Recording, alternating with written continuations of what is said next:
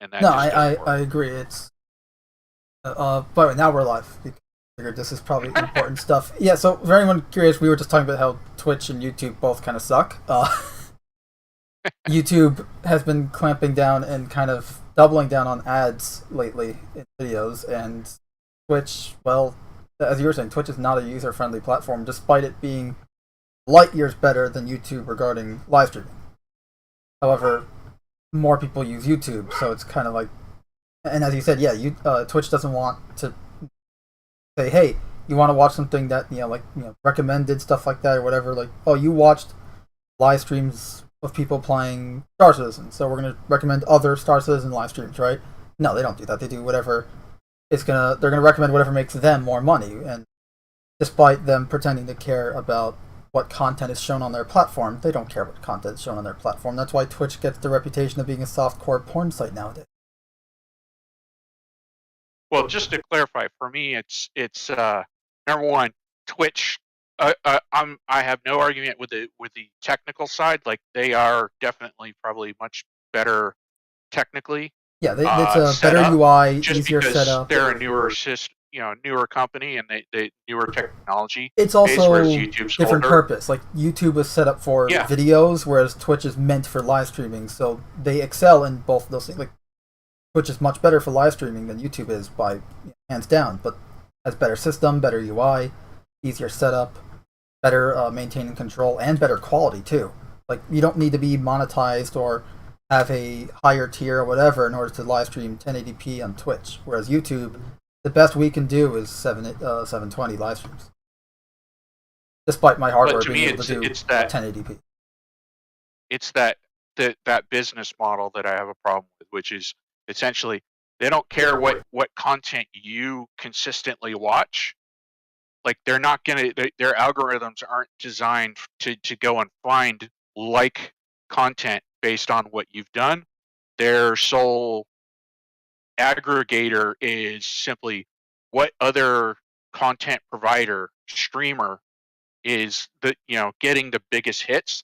That's what they're gonna the algorithms are designed to guide you towards it. So to me, it's like YouTube says, okay, you watch these things, we'll try and find other videos like this. They might be They at least absolute crap, try, but at whether it's least relevant. the Yeah, algorithm's pointing in that direction. And they'll get their revenue based off of the ads that are added, or you know um, added by the content creator themselves. Whereas to me, Twitch is like, we don't even care what you want to watch. We're going to keep trying to redirect you to what's going to make us revenue, and I just don't like that business model. no, and that's why. I mean, first again, I only use Twitch for the game stuff now because at least, hey, look, I get to do higher quality, and when game is concerned, I want people to be able to see what's Yeah, going on and everything like that. So that's important there. But at least with YouTube, like, oh, if it's 780, it's 720 pixels here. What are we doing here? That just really needs to be visually impressive, right? Like, can you see who's talking? Can you see the things we have on the screen? Like whether it's articles, whatever sources we're reading off of. Good. That's all that matters here. So one question I do have that I have no knowledge of is, I know that the YouTube like analytics tool in general seems to be get a fairly positive review, in the sense that if you're a content provider, you can gain a lot of information if you want to dig into it. What I don't know is if Twitch has anything like that that allows the streamer, i.e., the person who's creating that stream, to right. get any of that kind of same level of analytics. I'd be curious to know about that. I would have to check again because I'm not someone who checks these things regularly, like the analytics Yeah, stuff on either the YouTube or the Twitch stuff. So um, and honestly, the YouTube one is kind of like it's simple enough to read, like and know what Okay, this means this and that, but yeah. the way it's displayed, like it's not the information itself. Like once you know what you're It's looking the at, UI. but the UI is Yeah, kind of atrocious. yeah, It's like looking at 17 different spreadsheets on like essentially in revenue increases, like in almost like a business meeting. Like yeah, 17 of those plastered on the same screen, it gets kind of annoying. yeah.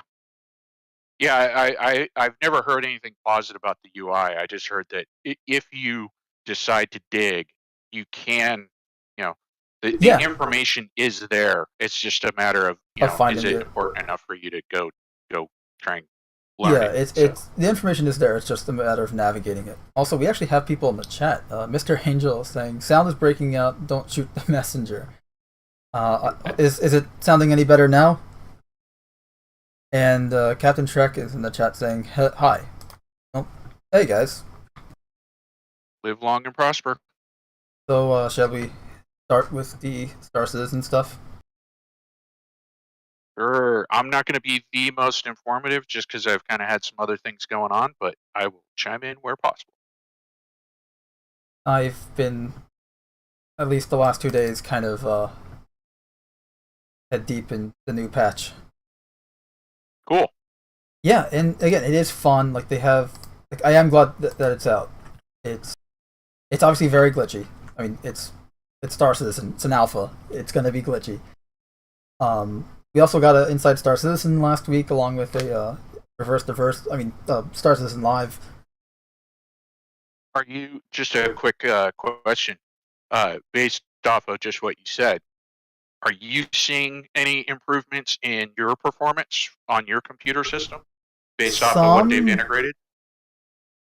It doesn't help that I was actually, at least last night, I was live streaming it to YouTube just as a test, which was very, very frustrating and not at all.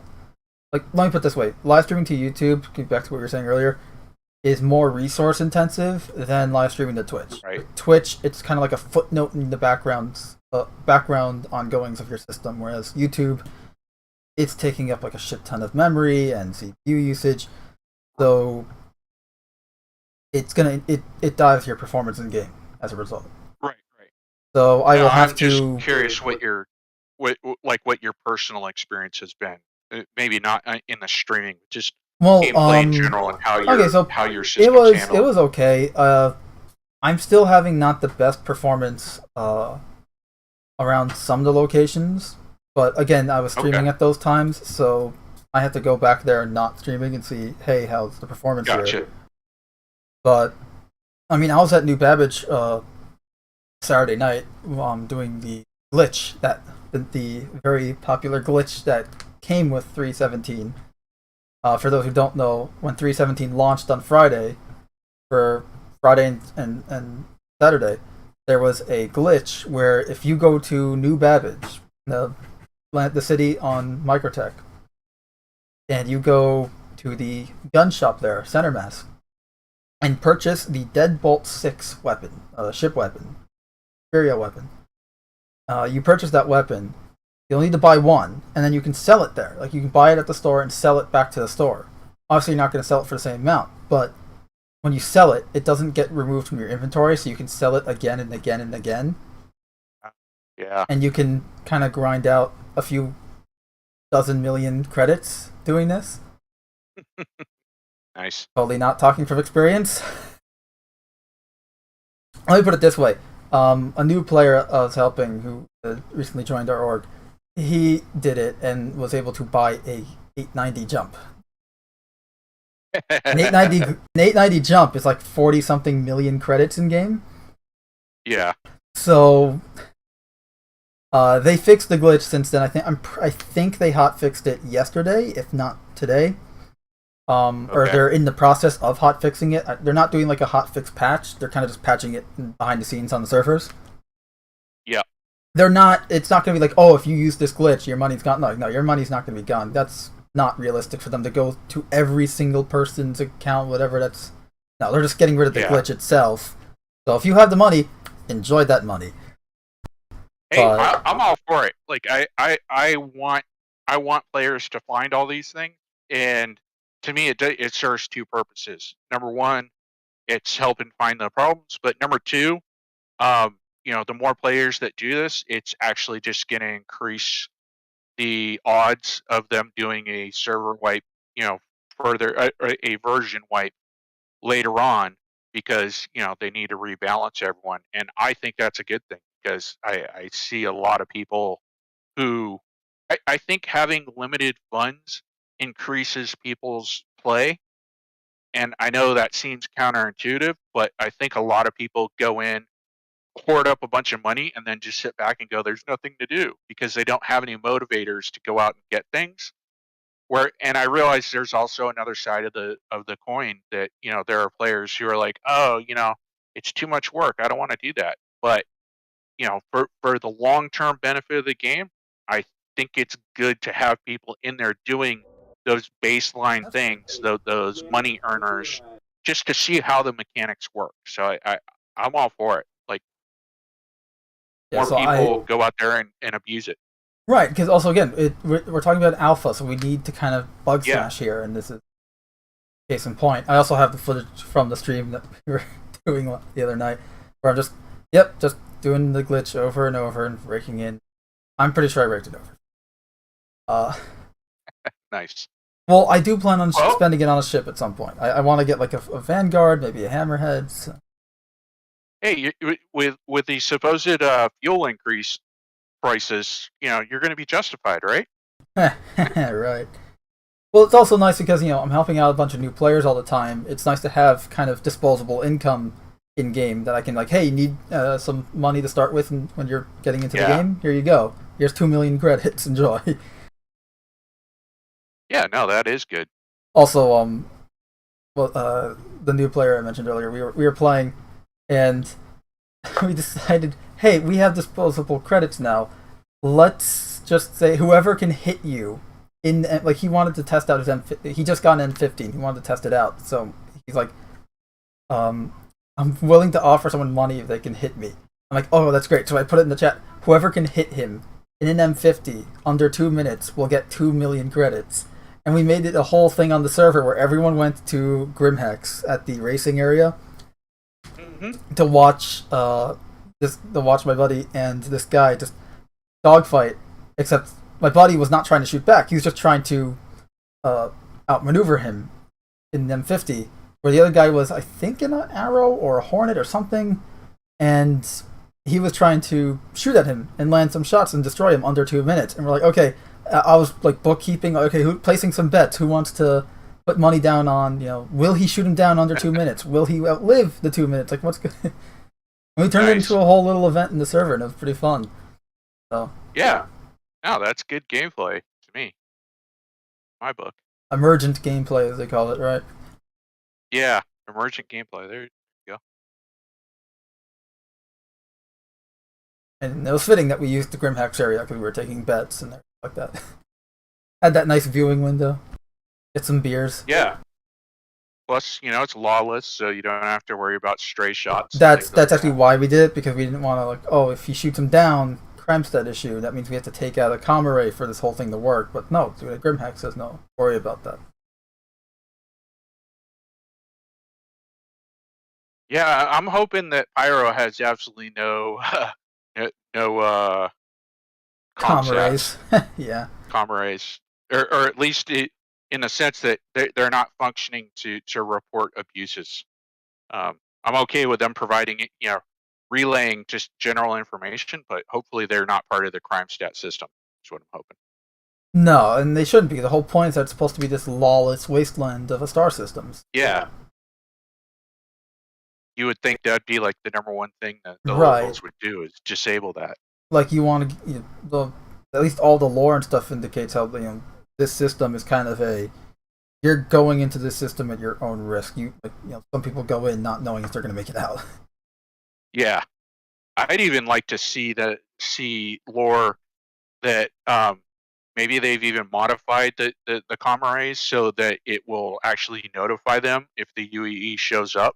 That way, kind of like you as a player are wandering around doing your own thing, and all of a sudden you start noticing like a lot of the AI, air quotes around this bad guys start behaving differently, like packing their stuff up and moving, or things like that, or you notice them like grouping up in different locations. That could be like that's kind of like an in-game notification that, hey, something's going on, that the locals are getting antsy. What should I be paying attention to?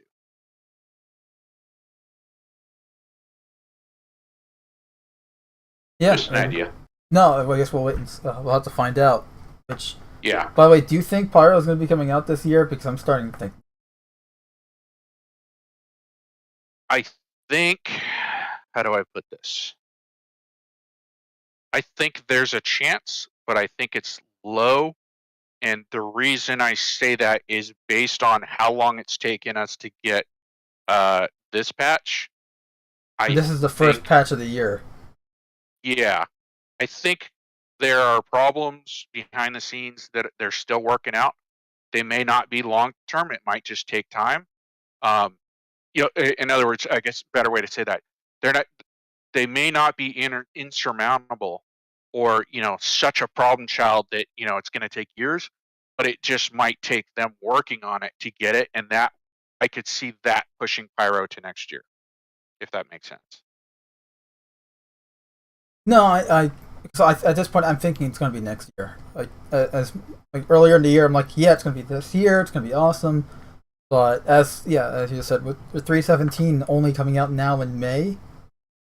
Technically it was April 29th, right? May. But end of April, early May, and this is supposed to be a March-April patch. Yeah. Like end of March, early April patch. It's not looking great, but who knows? Maybe they can pull a whammy on us and go, hey, turns out we just need to get this patch out. Everything else is going to be really.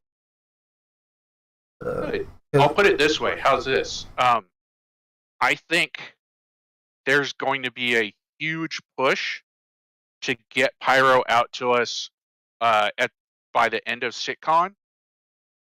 If that doesn't work, then we don't see it until next year. But if they put the push on and it does happen, I think we see it at SitCon. If I'm making sense there. Possibly. And then they make it like a SitCon patch where it's like right after SitCon it comes out. Yeah, that would be their best marketing thing. They basically release, the visuals of it at SitCon of like, here's what we got, and we're releasing this at the end of this week. When the show's over, kind of a thing. Like we kept the wraps on this. We didn't want to say anything, but now that it's SitCon, look at what we've been doing. Because that would eat up big blocks, big chunks of viewing time, in the sense that they could have a whole SitCon of all the different blocks that were put together to create Pyro, kind of like they started doing last year, with all the different all the different shows that they had, all were related to Pyro. I see them doing that again, but doing it in a way of going, and this is what we completed, and we're gonna roll this patch at the end of the SitCon for everyone to go in there and check it out. So, and like you said, that'd be win-win-win, both as a SitCon, a strong CitizenCon topic, and it looks good for their marketing, and it's a big reveal for them. So. Yeah, and also because last year they did not show, despite them showing this whole gameplay sequence in Pyro or set in Pyro last year, they did not show much last year at all. No, as far as the overall big picture game goes, no, they didn't. It was all just even of Pyro. Mostly it was all focused on back-end tech, which was great. Like I love that sort of stuff, but in regards to other people who aren't tech junkies like we are. And we're not even like the full-on tech junkies where we know what the hell we're looking at. It's not going to be as entertaining, I guess.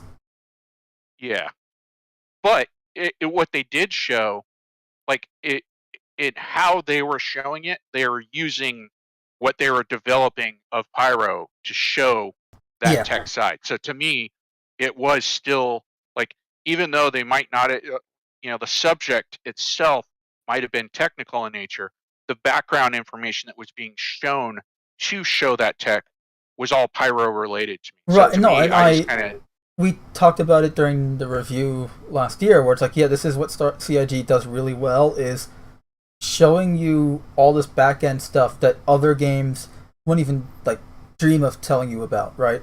Or wouldn't care to tell you about, because it's not important, right? It's not about marketing the game or anything like that. But here, CIG makes it not just enjoyable, but informative about here's how we made the character be able to walk and talk and whatever. And it's like you'd think, oh, that's just benign, irrelevant stuff. But the way they portray it is actually really interesting and informative, and it teaches you how game design works, and that's the whole point of open development. Yeah. But so back to your original, I'm hoping that's what we see is basically a sitcom reveal. But all money's off. If they can't pull that off, then I think you're looking at Pyro like almost like same time next year as now. In other words, late So, quarter one or right. mid quarter two. Entirely possible. I just figured. My I only just thinking on that is that if they can't get it out by now, then whatever the background problems are will be big enough that it's going to take a big chunk of time to solve it. Yeah, I just figured it was worth mentioning because, like, yeah, everyone was all like, Pyro's coming out this year or whatever, but as slow as this one patch was, and this is the Q1 patch, it's the first patch of the year. Usually, just 4 patches a year, and we're already almost halfway into the year, and we only got the first one. Like, Q2 patch is supposed to be in a month from now, ideally. Yeah.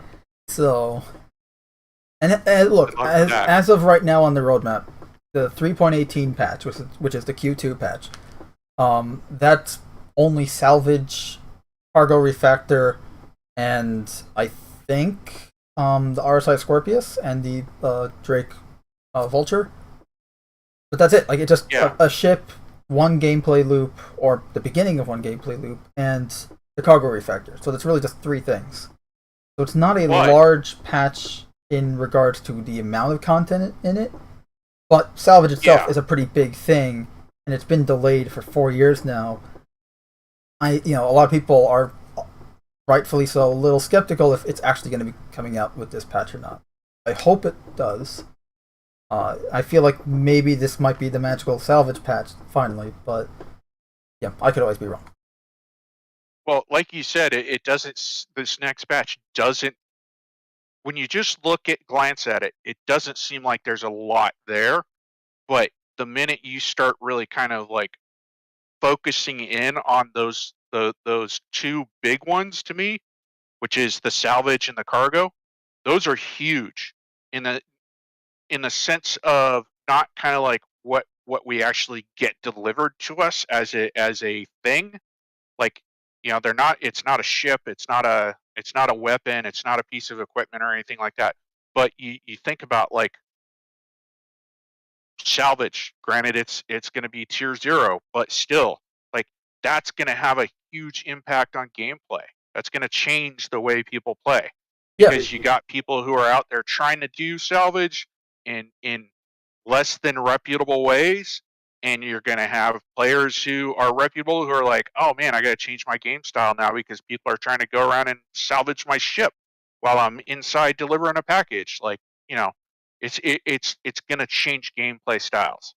And then same thing with cargo. Like, that's a huge portion of the PU community that's going to be impacted by that, whether it's directly or indirectly. So, there's a bunch of people who want to trade, and that's going to be big for them. But then there's also a bunch of people who are going to be affected by that don't even think they are, just because it's going to impact things like getting replacement parts for your broken ships, and getting fuel to the stations so that you can refuel your fighter, because you're into dogfighting, you're not into cargo hauling, but yet cargo hauling is going to impact you in that way. So no, that's the thing, is all these game loops have to loop into each other in some capacity for just the game to work the way they want it. And cargo refactor is super important for pretty much every gameplay loop, because the entire purpose surrounding it is we need cargo to work. Like, it's just having a box on your ship is part of the cargo refactor and how that functions. So, like, whether that's, okay, I need to deliver this package, or just a simple package delivery, or something like, oh, I stole something from a wreck or from this guy I killed, and now I'm putting it on my ship, right? Or the mission was to steal something, or whatever it was. Like, or whether it's combat related or not, whether it's salvage, right? You found something just from a wreck, or you're stealing it from someone, that's cargo refactor right there, because you're putting a physical item inside your ship cargo bay, or just on the floor of your ship. That's their cargo refactor system. Like, to read the description of it, this cargo refactor is the ship cargo system, will allow both found and purchased cargo to be picked up, moved around, and placed into the cargo grid of a ship. And it will physicalize the cargo. What does that do? That also ties into economy, because that same box that you need cargo refactor to move around, well, guess what? Now that cargo refactor allows you to move that box around, now it's impacting the economy, because now you're trying to sell that cargo box at different locations, which changes prices. So, cargo isn't just cargo. Like, it's so much. It's got its fingers into so many different pots. Yeah, and that's what I think a lot of people don't think about.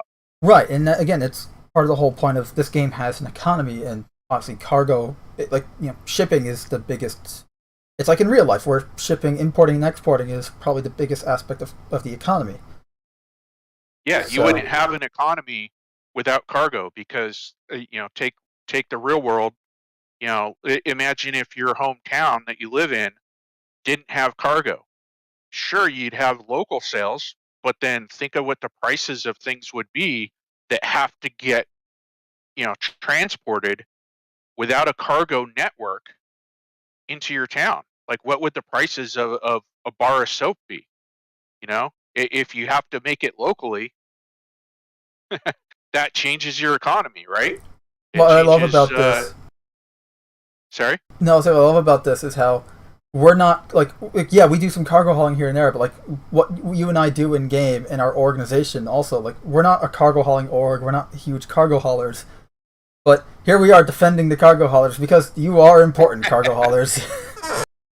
You make the world go round. Pretty much. I mean, we think about it. Like, without cargo, what's the point in having mercenaries for hire to protect it? Exactly. Like, what's the and without cargo? Why? Where's the piracy? Right? Where are the pirates coming in to steal said cargo and make money off of it there? Yeah. All of it ties back to cargo. We could go down 15 different black holes with thought processes that are involved cargo here, but it's just it. So you're absolutely right. It looks like it's a 318 looks like it's going to be small, but anyone who spends any time starting to think around corners and down hallways will realize how big a patch 318 actually is. And that's just with cargo refactor. The salvage stuff is pretty big too. It's a whole new gameplay loop being implemented, and a long-awaited one at that. We're talking about salvaging. We're talking about being able to, at least with tier 0, right, with the 318 version, we're talking about hull stripping. So being able to essentially atomize and strip the elements, the elemental metals of the hull off of a ship, you then either use to repair your own ship or to sell the ore separately. And we're talking about being able to do this with either the multi-tool, the ship, right, the vulture. We don't really know the full functionality of how that's all going to work. They've shown a little bit of it in the past. We've talked about it and shown it here on the podcast, but it's still, we're talking about salvage gameplay. We're talking about, I'm thinking, at least personally, like kind of Space Engineers Light, probably at least at the start, kind of like tier 0 is probably going to be like Space Engineers Light in regards to salvage. Where you're kind of strip mining. I think it'll be even less than that myself, but I understand what you're saying. Or it's just strip mining and that's it. Like strip mining and sell, strip mining and sell. Well, supposedly there's going to be some repair capability built into that as well. So essentially, your multi-tool salvage tool, whatever you want to call it, we don't know. I'm just going to use that as a generic term. Attachment for the multi-tool. Basically, you have this setting 1, you click it, and it starts scraping a hull down to nothing. And then you stop pulling the trigger, you click the gun over back to setting 2 or setting 0 or whatever, and boom, you start spraying. It's like a spray gun, right? And you start spraying whatever you just collected, whatever you just stripped onto whatever you're pointing the gun at. And again, we don't know anything more than that. That's just what they've hinted at. So who knows? But still, I just pointed that out because it's not just salvage. Like there's hints of repair tied into that, which is Yeah. also a whole nother Well, here, big deal. first implementation of salvage in the persistent universe, which is the PU, which is the live build, which includes both hull stripping as well as repair. This will include both performing hull stripping and repairs by hand, as well as hull stripping using the systems on board Drake Vulture. What we just said. So one of the things I'm really curious about is that minor repair. Like, and again, you're right now you're highlighting the maximum amount of information that we have. But Yes. to me, I'm wondering, does that mean like you're going to be able to do minor repairs to your cutlass? You know, when you land on the landing pad and you got some dings and dents, can you just do a quick repair? Or also, will you be able to say you're in a pretty bad fight now, you're starting to have problems with some of your subcomponents?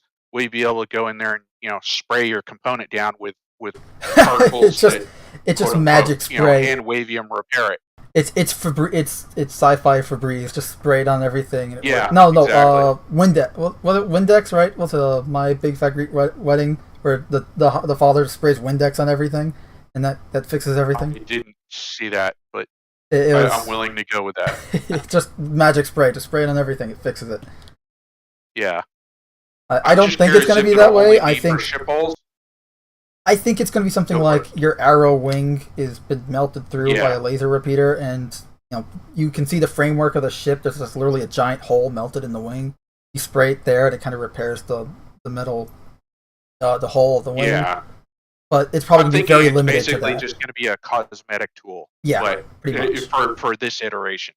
But I'd like to see it, advance further to be able to do like. Oh, and I'm sure it will when we get like that dedicated salvage tool. Because remember, right now, all we have is the Grey Cat Pyro multi tool. Is that little handheld transforming multi tool that has different attachments, like the medical attachment, the salvage attachment that's coming out next patch, the tractor beam attachment, the oxy cutter attachment, the mining attachment, which is great. It's a multi tool, but Grey Cat and CIG has shown concepts of these dedicated tools. Like here's a salvage, like a rifle version of the multi tool. It's like the size of a rifle, and it's dedicated to salvaging. Or here's another one dedicated to mining, and it allows you to do bigger jobs. So maybe those will have more capabilities than just the tiny little pistol-sized multi tool.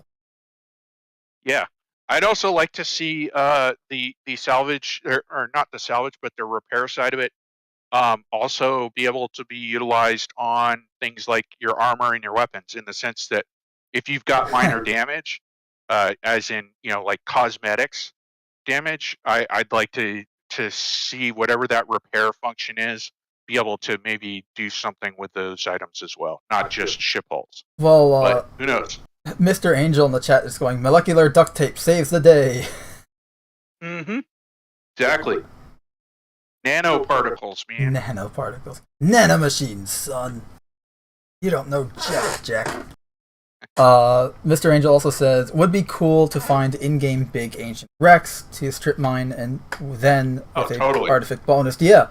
And we're totally gonna be able to do that. Like that's the whole point of this. We just don't know when. A few Inside Star Citizen episodes ago, they were non-stop talking about derelicts, because they're gonna have these. Well, there are 3 different types, right? There was ancient, like it's been there for years, and it's covered in foliage and stuff now, mostly mined, mostly stripped. Fresh ones, which they're still fire. And then there's like a in between where it was covered in foliage, but it was kind of undiscovered. Yeah. And the other thing we don't know is how, because right now you have wreck sites that are mission specific places to go to. Mm-hmm. In other words, hey, go find these dead bodies, or go find this box or this item and bring it back. And we don't know if salvage is going to be, if those already existing wreck sites are going to be quote unquote salvageable, or if what they give us are going to be kind of unique salvage points. In other words, the stuff that they've been showing us that they're working on, will those be different from the wreck sites now, or will the wreck sites also be included into the salvageable areas or items, kind of a thing. We don't know. Yeah, we don't know. I'm looking forward to that. I mean, probably down the line, yes, but as of right now, Tier 0 salvaged coming in 3.18, we have no idea. Yeah. I just think it'd be economically, it would be an incentive to go do some of those lesser missions if you know that, like, hey, not only can I make, I'm just picking a number, 500 or 1,000 credits by picking up this box or finding this body or whatever it might be, but if I take my salvage tool with me, maybe I can strip off some components and sell those back later on. So kind of a 2-for-1 mission, because usually those missions aren't as how do I put it, combat intensive as some of the bounty hunting stuff. So to me, I'd like to see them offered as alternatives to that bounty hunting, in the sense that if you plan correctly and you take the right tools, you can maybe make as much money or slightly under that, depending on how the economy balances out, as those more risky, hostile missions. That's my thing. Mm-hmm.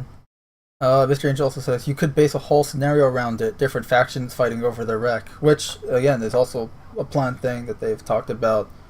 They even, one of the things that they talked about, which I'm so grateful that they did because I wanted this, and that is factions using the wrecks as homes. Like, oh, here's a wreck. Survivors or people that just discovered it, they turned it into essentially a town. Yeah. So, a whole little community living there. Yeah. So I'm going to kind of go off on a tangent here, but I find it kind of interesting, and you just made me think about it. I was just reading about a set of islands that are they're below the tip of South Africa. They're down. They're like halfway between the tip of South Africa and Antarctica, and they're called the Isle Cozet, like ISLECOZET, I believe is how they're spelled. They're just a small group of islands that I had never heard about and just kind of stumbled upon through some other research. And what I found really interesting in reading through the history about these islands is that back in the 17 and 1800s, ships would constantly wreck around these islands, just because those latitudes, the storms were really bad, and I guess just the environment in that general area is very hostile. But what it became so well known for shipwrecks that the French and the British started sending out a military ship every 2 years just to go to the islands to pick up shipwreck survivors, because it was happening so often. And I think it'd be interesting to see something like that in Star Citizen, like a planetary equivalent of those islands. Yeah, well, you got these wrecks that just randomly happen, and you think about it like in game style, like, hey, I had a cousin that just was on a cargo run in the system and just disappeared. We never heard from him again. Have no idea. And you take that further down the line, and maybe he's living in a crashed wreck somewhere, just waiting for somebody to fly by and notice them. Notice their bonfire outside, and you happen to be that player who sees that. You go down there, and who knows? Maybe it is a hostile encounter, but maybe it's you're finding a group of survivors who are thankful for you, finally stumbling upon them. I'd like to see that variety of unknown in the gameplay. Like, yeah, you just don't know what kind of environment you're going into.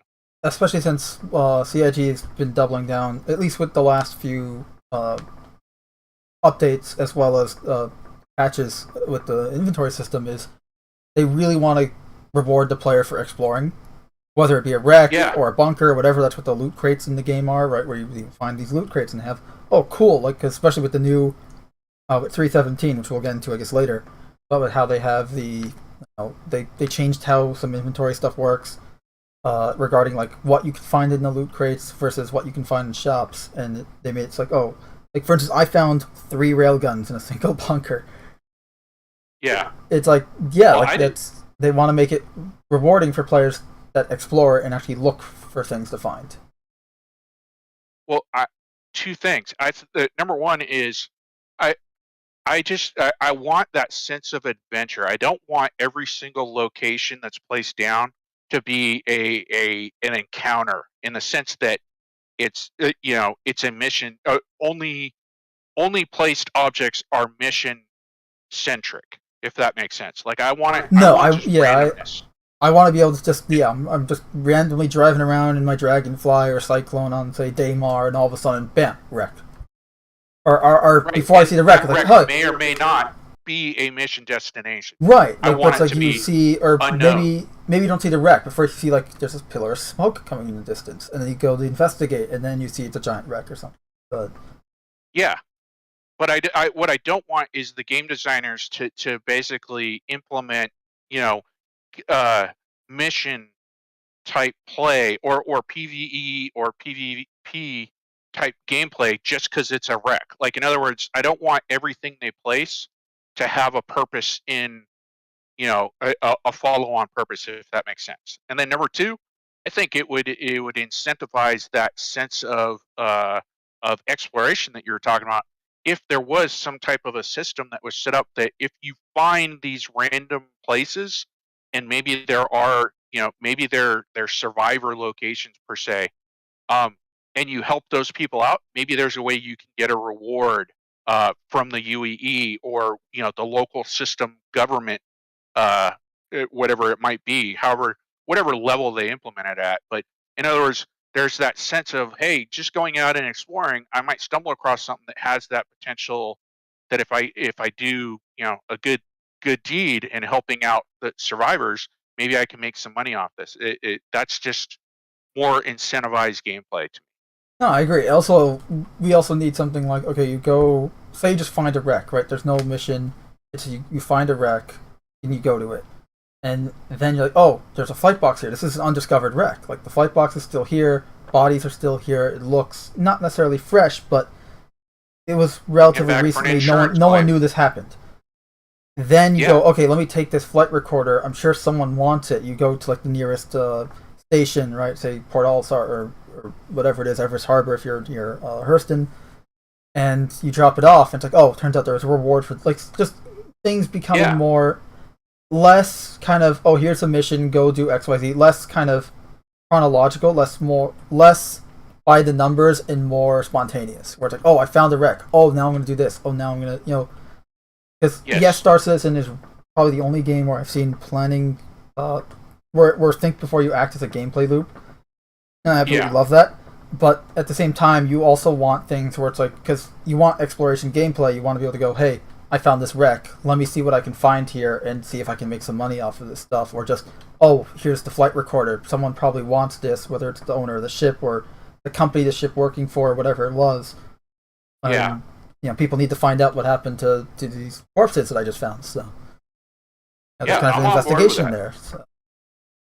I just the main thing I don't want is every placed thing that I come across is somehow combat oriented in the sense of like there's a mission tied to it. I don't want that. I want it to be so random that I'm on my toes because I don't know. Like, am I at a site that's going to spawn, AI, or is this a quote unquote, empty site that I can just go and explore? And you don't know. Right, and that's I just don't want it to be every place is a bunker, every place is a hostile. Well, that's the problem that Cam and I have had with a lot of missions in Star Citizen just for the last few years, is that it's very kind of it beat by beat. Like there's no by the numbers. Yeah, it's by the numbers. There's very just they're one dimensional, and I don't mean that in a bad way. Just they are simple missions, and I like that there are simple missions. There needs to be more versatile, more what's the word I'm looking for? Multi-objective missions in addition to the simple missions. Like, we need to have more variety. We need to have more. Like, okay, I want to be able to have these simple, just go to do this, done mission, right? Like, that's great because it's a great intro for players. It's good for new players to do. But we also need Yeah, more missions where it's like, okay, multi-objective. You go here, but you don't know what's there. It's not like you go to this wreck, you know there's no NPCs there, or you do know they're NPCs, but they're pretty easy to take out. Like, no, there's this wreck. You don't know if it's a fresh wreck or not. There could be a town there. You don't know. You know, like there's need to be more, I guess, mystery involved in some missions for old players, so that this way you're not 100% prepared, and it forces you to think before you act. This way you're not going into the situation completely unprepared, where it's like, oh, I just went in like a noob suit and a pistol and maybe a med gun because I wasn't expecting anything, and now I'm getting my ass handed to me because there's a whole town here and they didn't like me stealing something or something, like, you know what I mean? It's like something like that. Yeah, absolutely. Yeah, I'm not saying in any way, shape, or form that they should take anything out. I'm simply saying don't add don't add it to everything. Leave that, like you said, that mystery. Absolutely. You know, that's gameplay to me. Just that adventuresome, not Right, knowing, but hey, let's go see it. You know? Exactly, because right now it's very by the numbers. Like, I go to a wreck, I know what that wreck is going to be because I've done it thousands of times, and there's no. And part of it is, again, because a lot of these missions are still using old legacy tech. Like, that's the big thing about 3.17 is that the reason it took so long to get out was because they were getting so much back end technology, like stuff you're not going to be seeing in the game itself, but behind the scenes tech for the game was being implemented. I mean, the first implementation of Quantum, this the economy simulation technology was implemented with 3.17. And I'm sure Quasar will probably be down the line as well. I think Quasar's the AI one, right? Not sure, but one or the other. I just know it's Quantum and Quasar. That's Tony Z's simulation technology he's doing for Star Citizen. But yeah, like there's. I guess Quantum or Quanta? I think it's Quanta. I think it was originally called Quantum. Now it's Quanta. I don't know. Yeah. You know. We'll see what happens. Yeah. Also, I do gotta admit that, you know, I've one thing I have been hearing recently is kind of some minor grumblings out of community content providers, kind of talking about how Tony Z's kind of aura of wizardliness is maybe starting to wear a little thin, and people are kind of starting to go, "Hey, Tony, you talk a lot, but we're not seeing anything." So I'm kind of curious how this year's sitcom is going to go. If maybe we'll get a little bit more substance. Um, if the community managers are kind of paying attention to those grumblings. Otherwise, I don't see any change, and I'll be curious to see how the community reacts if we get kind of just another high-end, you know, what do they call those? Mind experiment type shows out of Tony, which I'm all for. Like, I like hearing what he's thinking about, but I do agree that we're getting to critical points that we now need to start seeing some delivery of those high-end ideas. Yeah, because one was his first talk about the quantum or quanta or whatever simulation technology for the economy and the AI. That was three. That was what 2018 or 19. I think it was earlier than that, but I don't have an exact number. I want to say 2017 was when he really started kind of.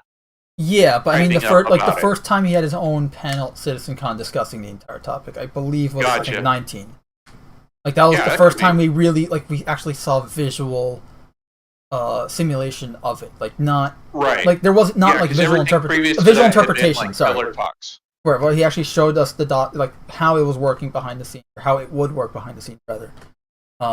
Everything else 19. Before that had been him just sitting around the table. Yeah, it was really just him talking in front of a camera. Whereas now he actually had something to show us, and it was good because it gave idiots like us a visual interpretation of how this would work and why it's important.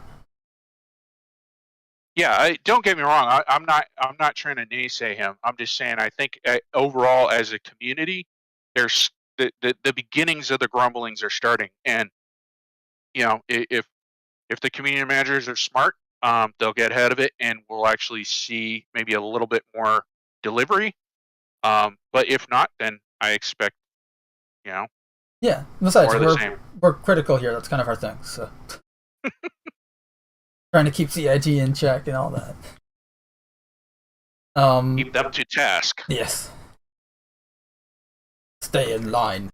Measure1 says, "Hey Mando, can you do me a big favor and check my Discord servers, please? I got kicked out of my account because some a-hole hacked my email and changed it to lock me out."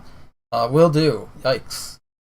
I guess do two-step authentication in the future, because it's not foolproof. Nothing is, but nothing when regards to cybersecurity, but at least it'll help.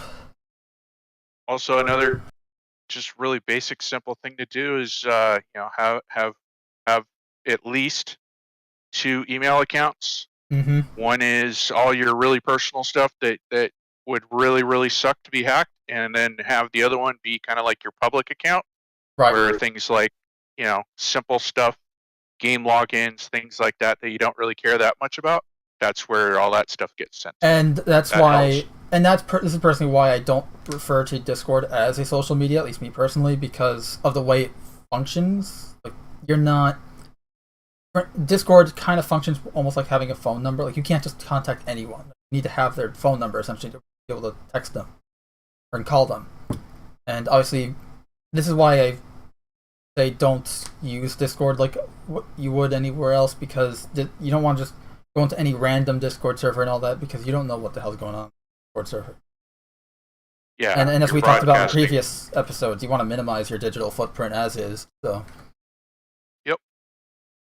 But I just threw that out there as an FYI. Yeah, no, and it's good to have multiple accounts, as backups, or just as here's my public. Like I have a public account that I use to handle stuff. Just like, okay, something happens to this account, don't care. It's not my personal account, and I've made it kind of for just disposable networking and just kind of intellectual discussions, if I can find any. Yeah.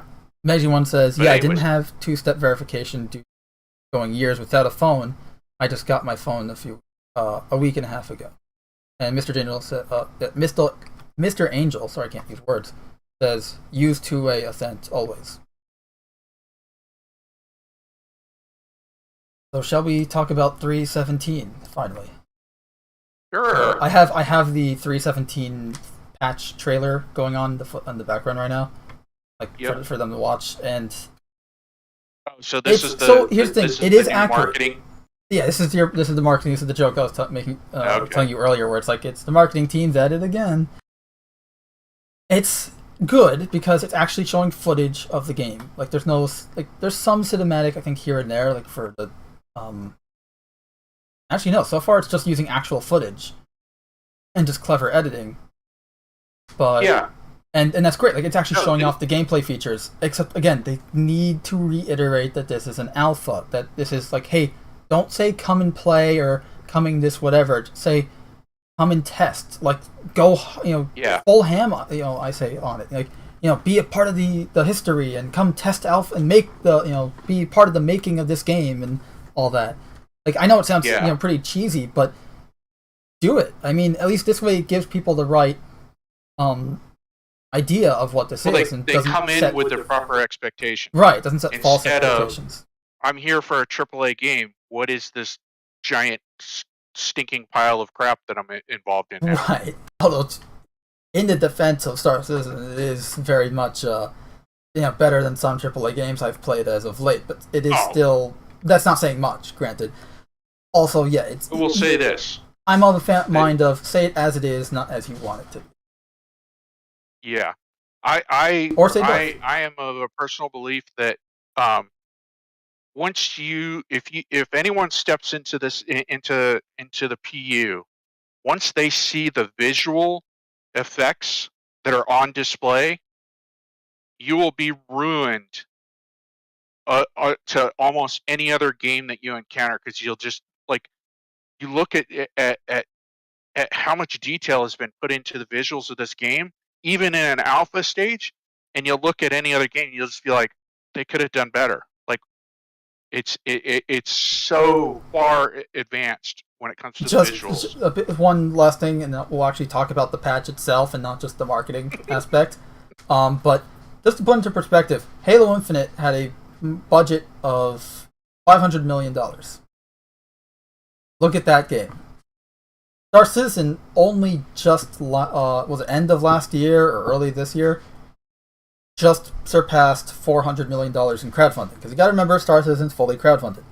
So they finally just made that much money, and that's still not as much as Halo Infinite's budget. Granted, Halo Infinite's budget is probably mostly dedicated to the marketing, but still, yeah, $500 million, and you look at the product that they, and you look at Star Citizen, which is still an alpha, right? Rightfully still an alpha, as opposed to Halo Infinite calling itself a full finished game when it's not. That is pretty much still an alpha as well.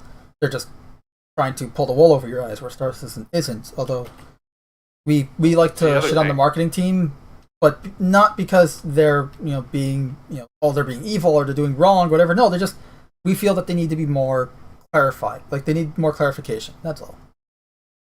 It's and more. Here's the other thing to think of. Be more specific, essentially. CIG is essentially creating their game and their game engine as they're going, whereas Halo has 500 million, and they're using the same engine as from 2001. Version 1. So essentially, they're not having to start from scratch. Right. That's the thing is, Star Citizen might have the money. Like, CIG will have the money. Yes, they have the money of a AAA studio, but they don't have the experience or the resources that a AAA studio has. Like, they don't have the resources of we're using, this is the same, Halo, right? They've been using the Blam engine for Halo 1, then as each new Halo game comes out, say for Halo 3 and Halo 3 ODST, they just use the same exact one, but, each new Halo game that comes out, they just, modify the engine, modify the graphics to work for the next game. But they're using the same engine. Like, essentially, you have a proven method of development, you just reiterate on it. Whereas, Star Citizen, they have to make it up as they go, literally. Like, they're building out the tools that they need to make the game. Like, that's what we're seeing with the docking stuff and the refueling stuff and salvage. They have to actually make the tools in order to make these game loops. Making the planets. Exactly. Alright, so 317. New features. I want to touch. No. Okay.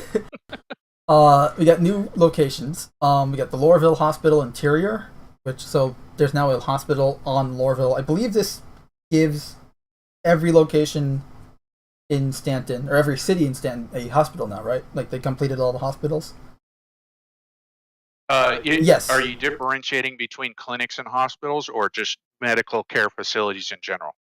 No, just the main planets. Like, each planet now has a hospital.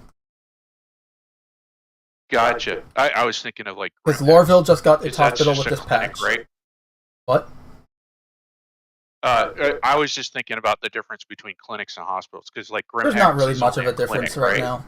No, they function the same right now. So. Okay. But now Lorville, I think every place has.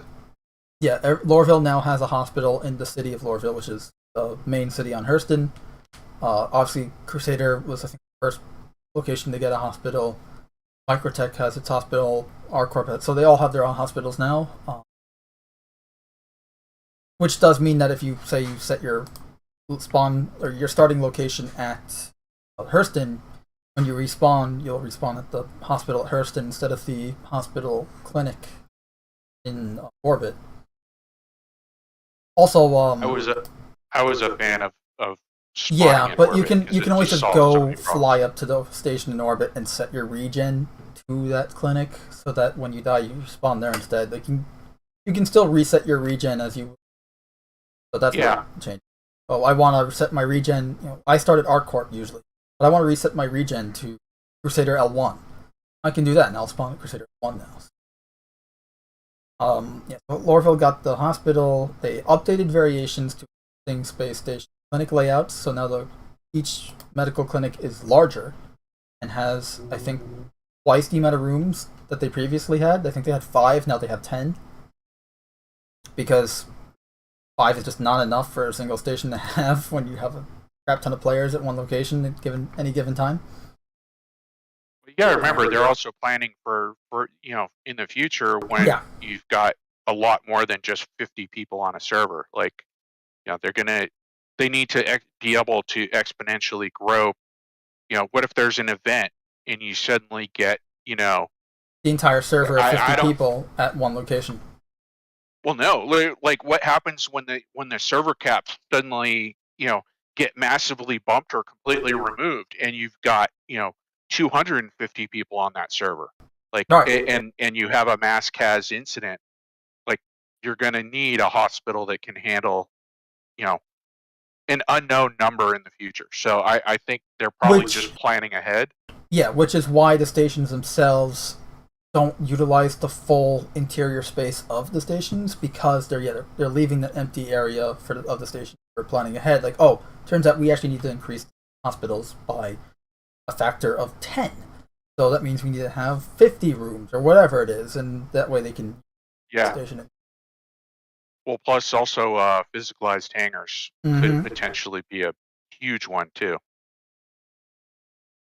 Because we don't know exactly what they still haven't, as far as I know, they still haven't made a final decision on how they're going to go about personalized hangars. So it may be that there's just, I'm picking a random number here, but let's say there's 50 hangars on a station, and it basically just picks an empty one and sticks you in it, and all your stuff just gets hand wavium to that. So essentially every time you as a player are on that specific station and that server, it just randomly picks an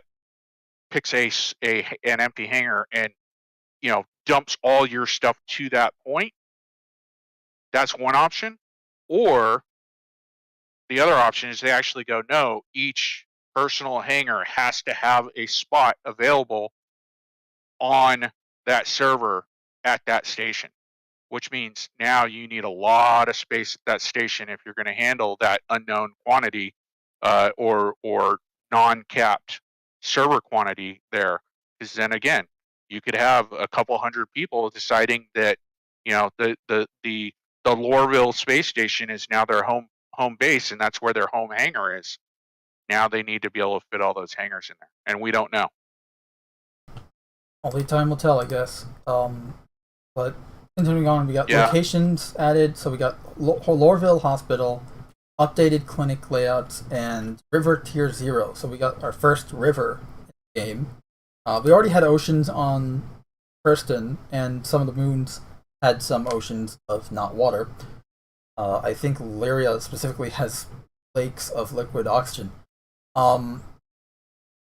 But now we have a river on Microtech, and they also added the ability, just on topic of rivers, you can walk, if you're wearing a spacesuit and a helmet, you can walk in the river and just stay underwater until you run out of oxygen, of course. As opposed to in previous patches, you so much as touch water, you just die or blow up, depending on whether you're on foot or respectively. But now, hover bikes will actually hover above the water and can actually go in the water. There's no swimming yet, but there will be soon.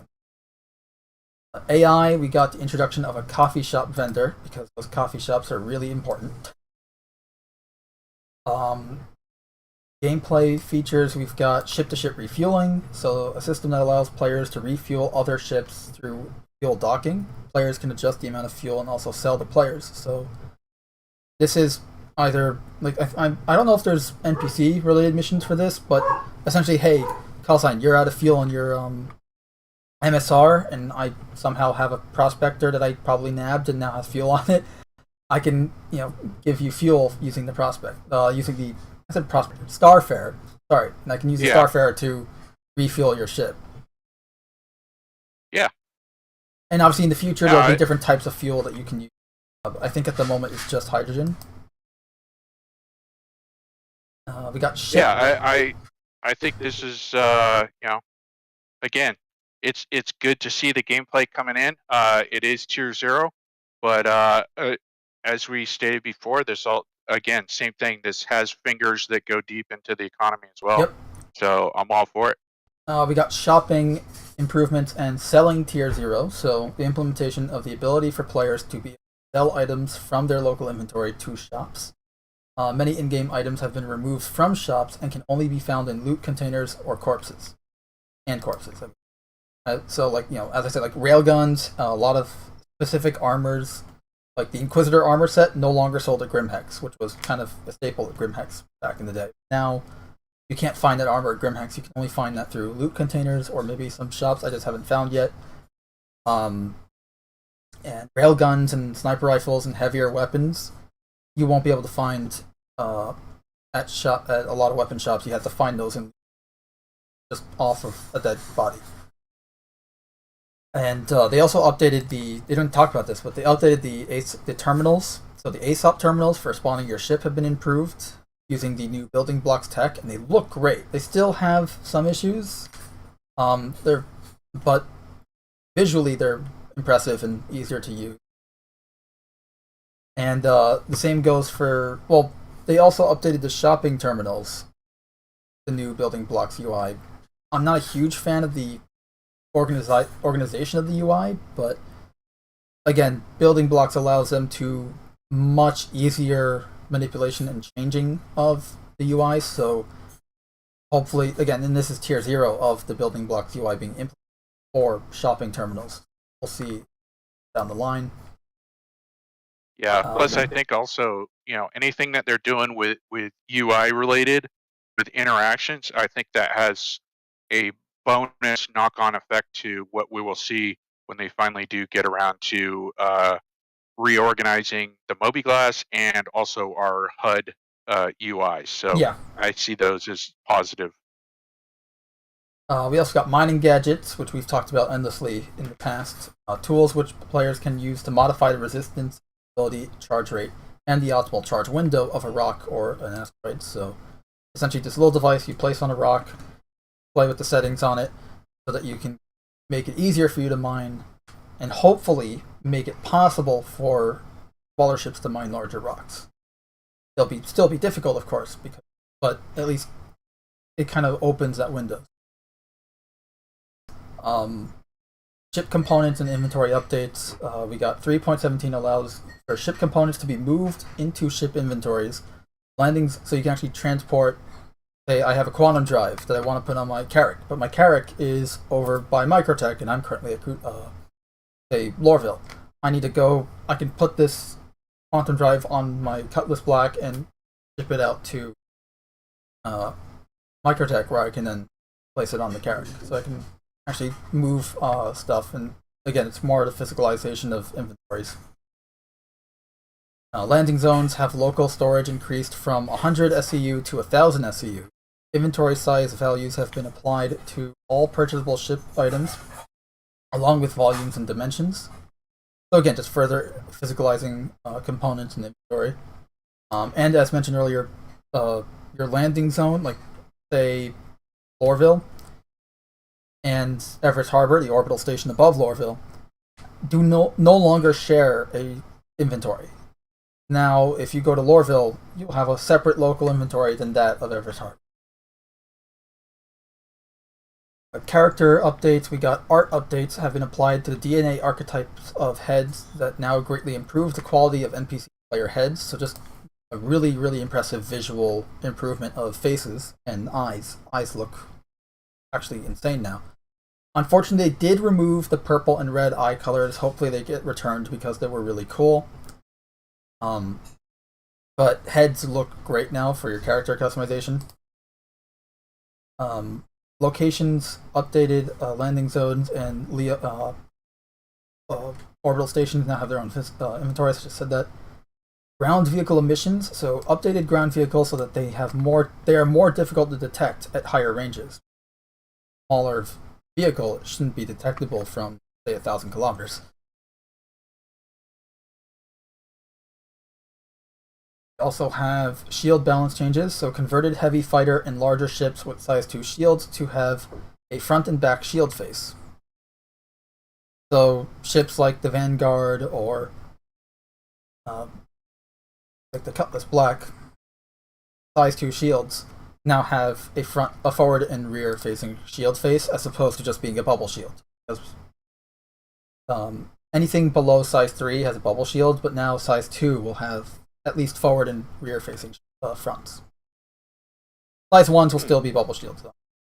I'm wondering why they did that. Like what impact I think because that has ships to like their intended game mechanics. I think it's because ships like the Vanguard or the Cutlass, where these multi-crew ships didn't really feel right having a bubble shield. Because these are ships that have co-pilot seats that can manipulate power management and shield management. So maybe they wanted to have it where, hey, you're in a fight.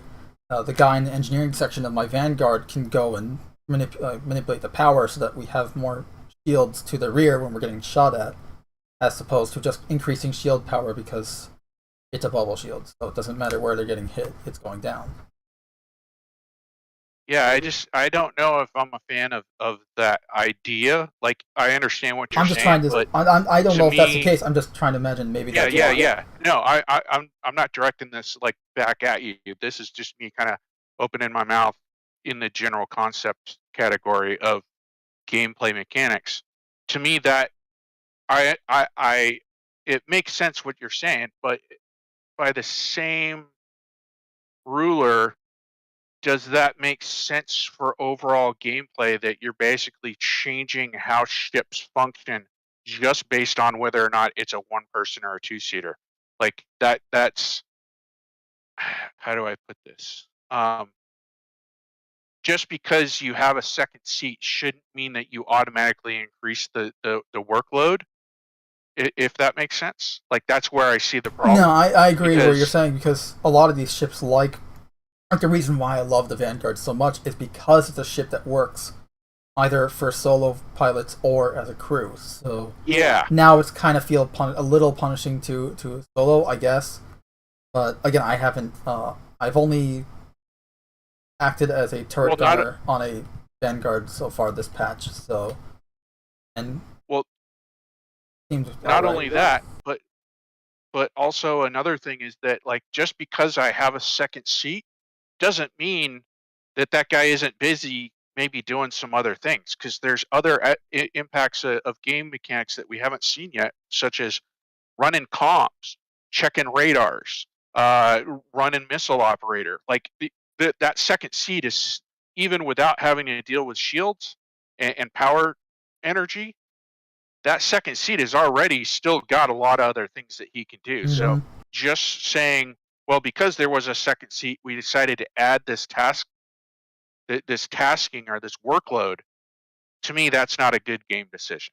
I wonder if it was a change made because of PvP players, or if it was just they wanted to have maybe like something bridging size 1 and size 3 style shields, where it's like, oh, here's a bit in between type thing. No idea. But again, I have no idea. I didn't even know this was going to be a change until yesterday when I was playing, and I'm like, hey, how come the Vanguard only has forward and rear facing shields?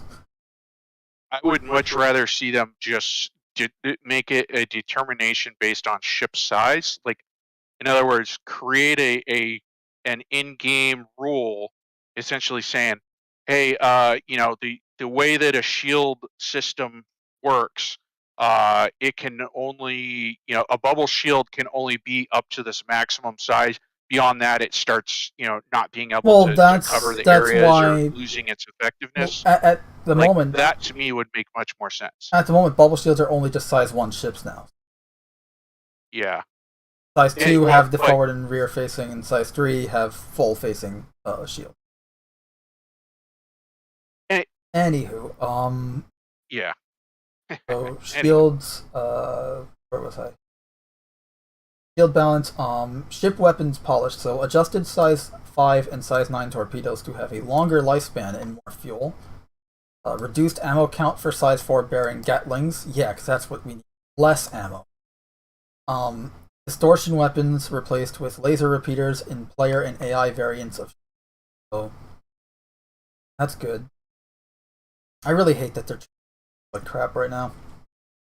Again, I feel like that's the listening to PvPers, but you gotta remember that this is, no matter what we say or do or think or want, this is still Chris Roberts' Oh game. yeah, yeah. Like, it's what he wants that's going to be the final culmination.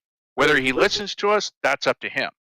But what people need to remember, for anyone who's listening to this, what you need to remember is that this is Chris's dream. And from day one, what Chris has said is he's not looking for you know a full blown space sim. What he wants combat to look like regarding ships in space is he wants it to be kind of like a World War II flight sim, flight battle.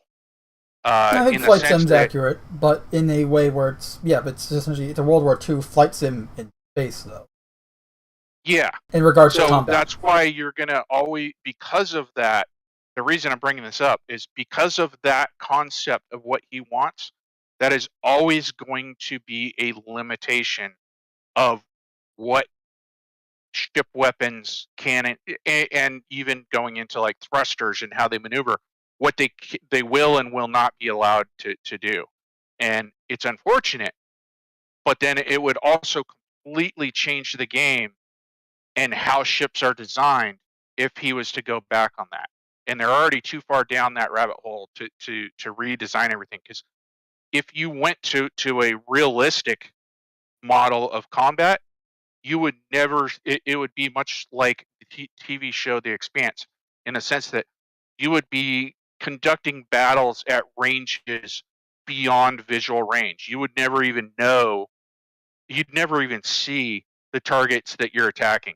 You'd be engaging at at tens of thousands of kilometers away from each other. Yeah. It would be things like shooting a railgun shot and waiting 5 minutes to get a response on whether or not you hit.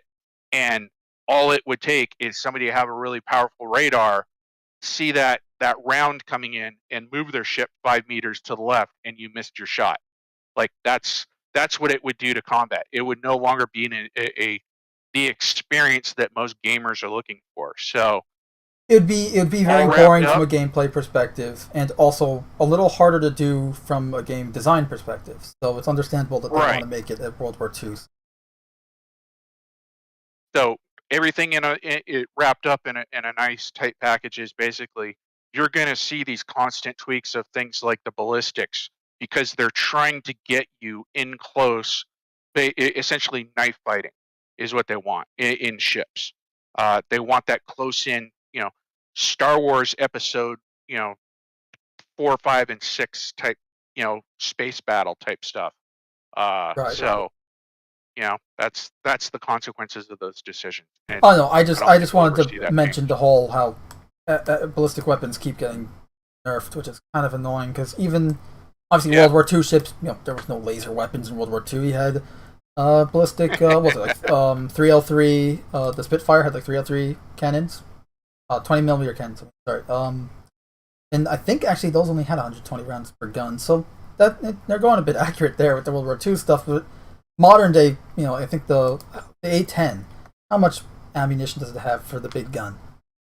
But here's the thing: the Spitfire was also specifically designed to sit at an air base and then immediately fly up within 100 miles, a couple 100 miles of their landing zone, engage in quick, very And then fly back violent for combat, rearming. and then fly back.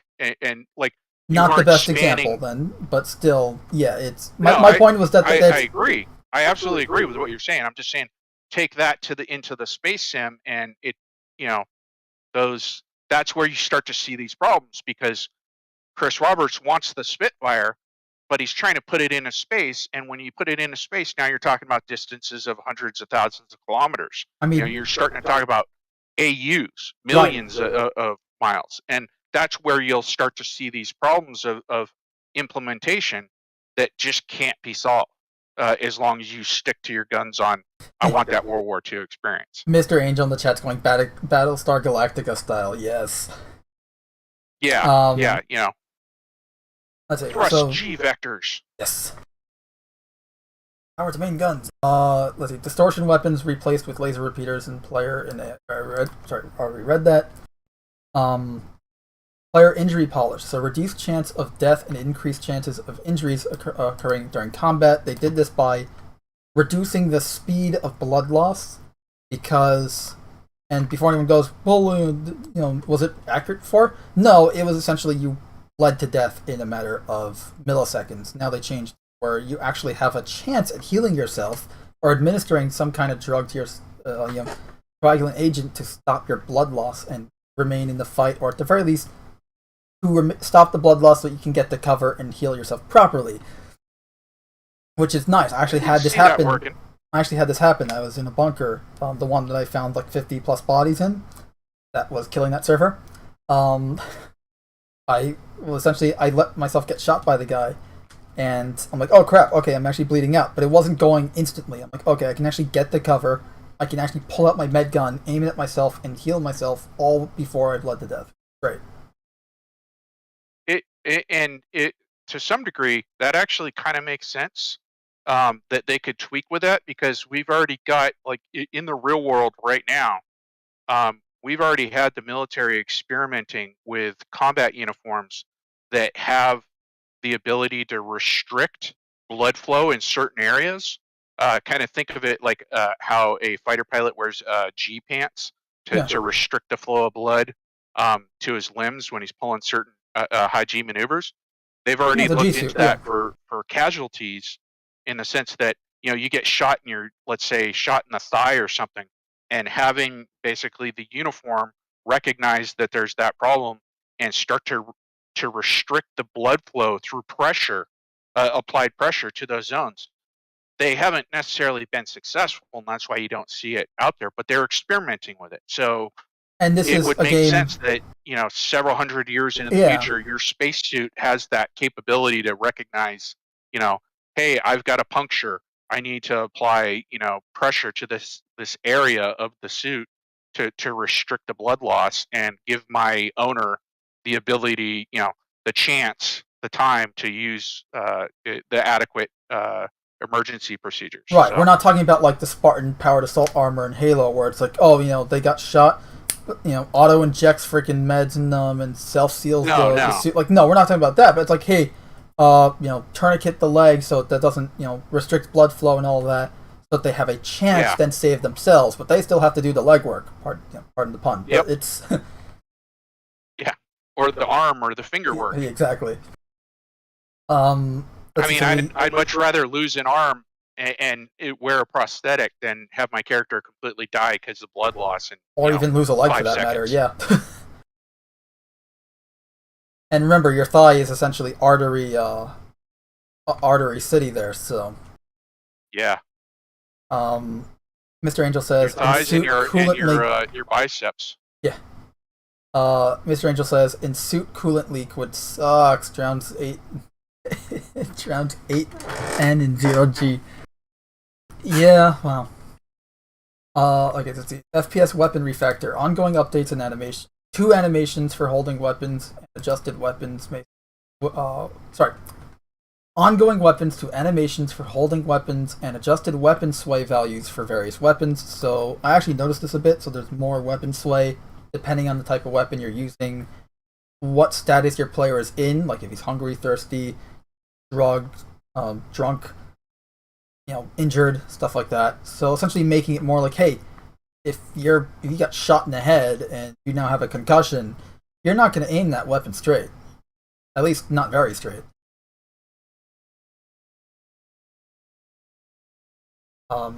Ships and vehicles added the Ares Ion Inferno. To in-game shops, they added the Ion and Inferno variants of the Ares Starfighter, the Redeemer, the Anvil Spartan, the Raft, Hover Quad, the A2, Cutlass Steel, and 400i. They're all purchasable in game now, and they increased the hull health for various ships. Core Tech, they desync improvements. Hopefully that means reducing desync and not improving desync. Including network updates to reduce ship desync issues, which should help with real-time updates for direct positions of players and other players' ships with higher accuracy. Desync is a huge issue in Star Citizen and in most online games, so it's always good.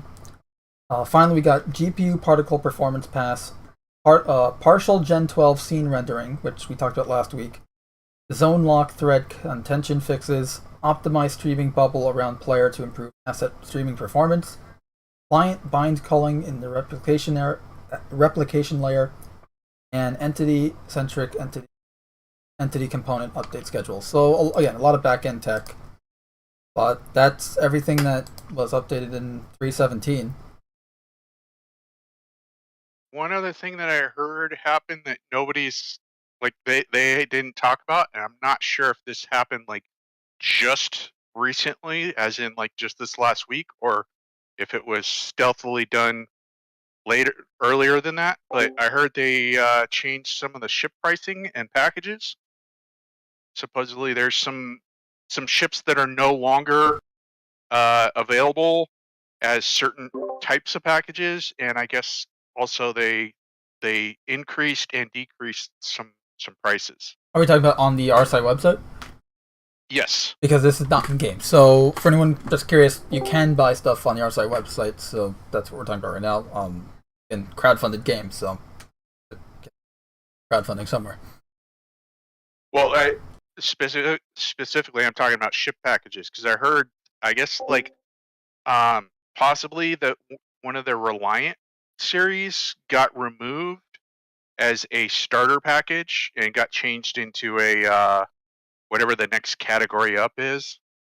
And then I think also, what was it? They added the, not the Stalker, but what's the pure cargo variant of the Avenger? Can't think of the name of it right now. But supposedly that in the past that was never a starter ship. The Avenger Stalker was the only starter package one, but now you can get that base cargo one. But I think they bumped the price up a little bit.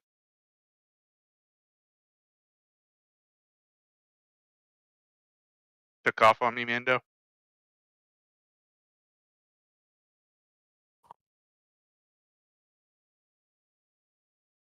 I'll hop in here and take a spot for a minute. Oh man, hey, what's going on? What's going on? What are you guys talking about? Just finishing up the notes on the 3.17 patch, and then I just threw in that I wasn't sure when they did it, but supposedly they have stealthily changed some of the game packages as far as prices on a couple of the ships, and I guess possibly they may have removed a couple starter ship packages or bumped them up into the slightly higher, like, I don't know what the proper terminology for it is, but like the starter plus package, I guess. Okay, so a little bit more expensive than just your typical Yeah. Avenger Titan. Yeah. Yeah, maybe you can remember this because I can't remember that. What's the name of the Avenger model that's pure cargo? It doesn't have any of the bounty hunter stuff in it, and it was the cheaper model in the past. Was it not the Titan? I really don't know. I didn't pay The too Titan, much attention. yes, Okay. yes. So the Titan was just a strict, like, stripped down Avenger model that didn't have any extras in it. So it was just an empty hold, and then you got a bed and your normal weapons. Right. That was in the past never available as a starter package, but supposedly it now is. But they increased the price on it, so it's good and it's bad. But Yeah.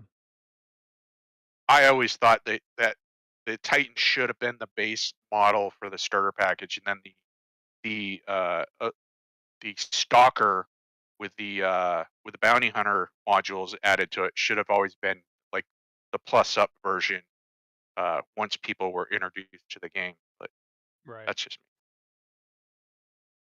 So how's your experience going with the new version? It's going pretty good. The desync fixes are a godsend. I mean, they're so good. I can't even describe how much better it is. Close flying with other people now. It's just so much better. Okay. And are you seeing frame rate improvements and everything? So in PTU, I did notice some frame rate improvements. I've since upgraded to a more powerful CPU, so performance obviously is better just in general.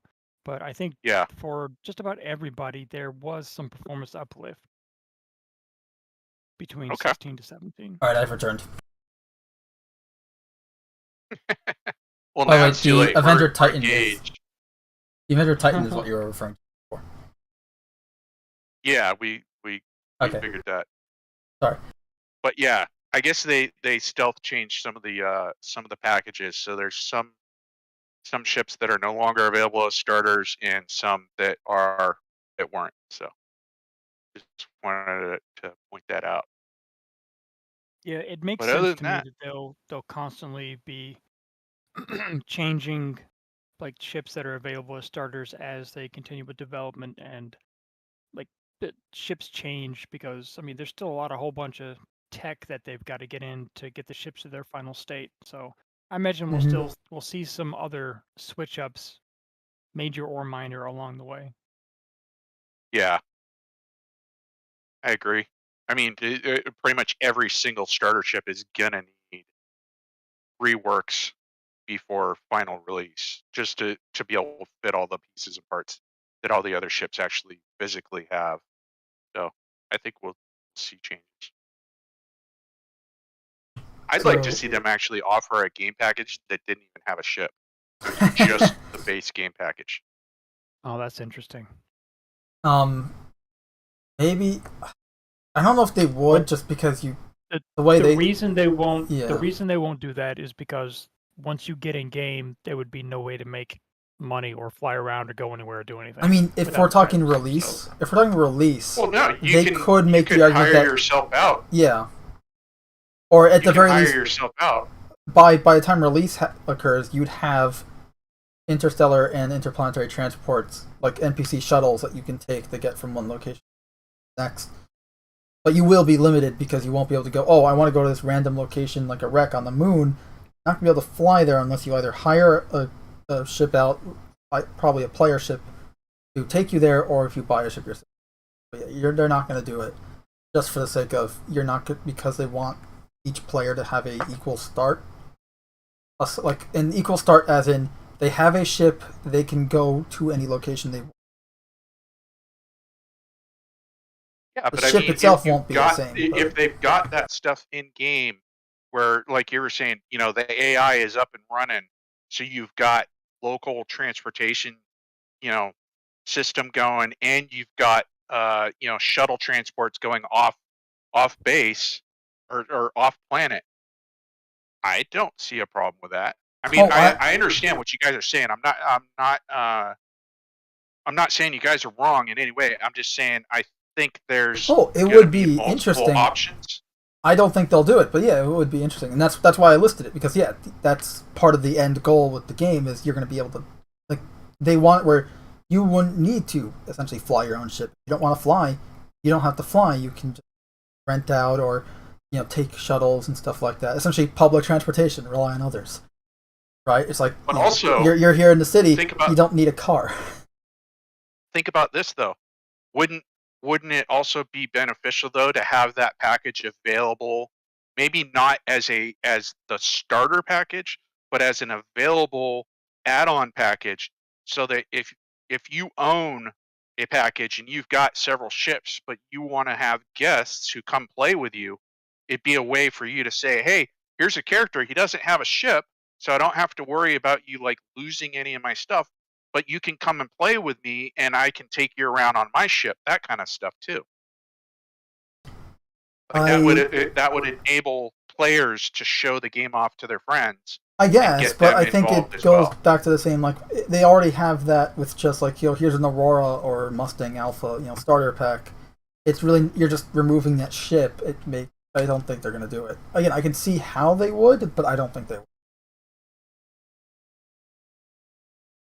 But right now, a player has to essentially buy two packages, two $45 packages, in order to get his friend to come and be a guest. Yes. Or a family member. Whereas if you had a a strip light version that was essentially just access for a body into the PU, So then that would allow you to, bring kids would be able to bring their other siblings into the game, and then I guess like it helps grow it. So I guess, for example, like a Carrack package where it's just a Carrack, but it has all the crew members of a Carrack package, where it's like one ship, but the entire crew. Not even that. Like it's like the equivalent of a family pack, but it's one ship, but it's here's a game package version of it. It's one ship, but with all the crew accounts or plots, for each crew member. So okay, it's essentially. Like, I buy the package, okay, I get a game package, and I have the ship, but it allows me to then give, essentially a game package without a ship to all these other, say 6 other people, right? Because Eric, I think, is 6 crew? Something like that? It's I'm not even... idea. I don't think they're going to do it, but I could see how they could. I don't think they will. It's an interesting idea, but I think that overcomplicates the system they already have. And it kind of detracts from the free fly events that they have for Invictus and what's the other one?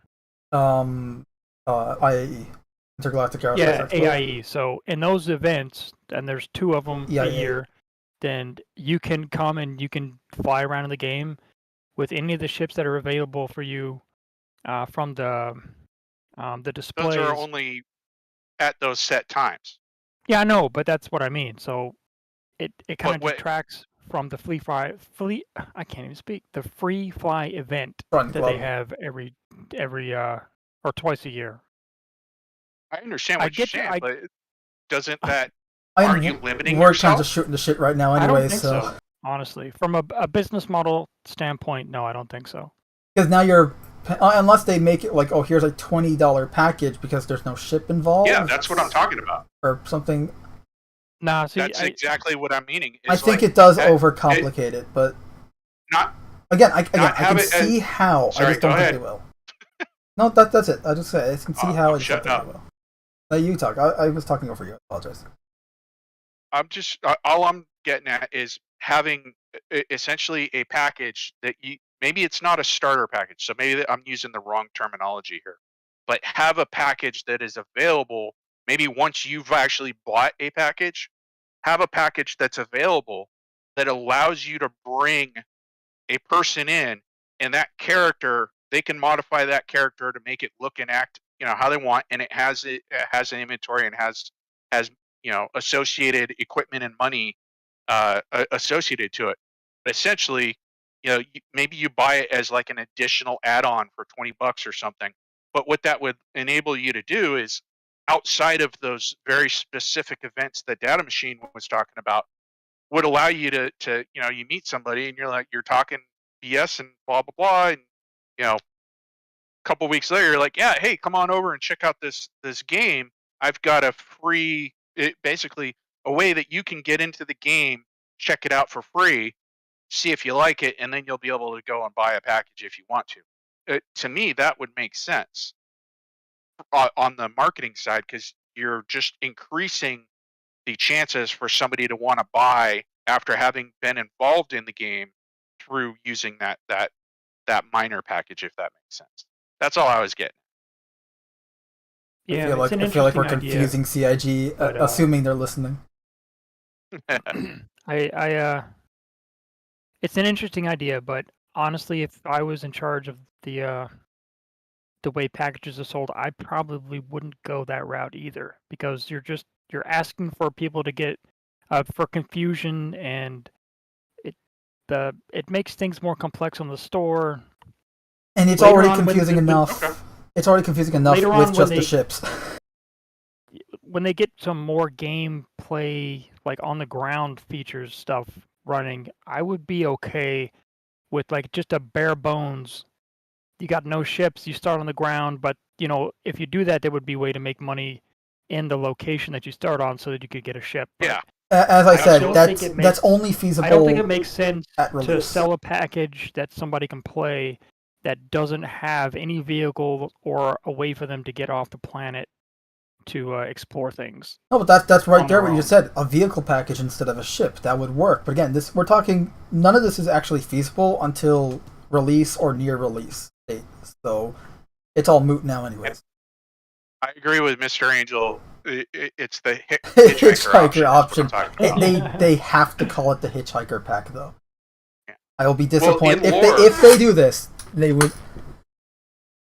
In lore, they've already created a I don't know if it's the proper terminology, but essentially a religious cult that travels around in the Star Citizen universe, travels around. They're not allowed to pay for anything, but their whole idea is to try and travel as far and as wide as they can to experience as much of the universe. You got to remember, that's in Chris the lore. Roberts and everyone making Star Citizen are giant nerds like we are. So essentially, it's inspiration taking from every sci-fi, platform, IP, what have you, and merged cohesively into one universe, and in a very unique and creative way too, where it's not like, oh, it's just copying. No, it's taking inspiration and then twisting a lot of these things into a new thing.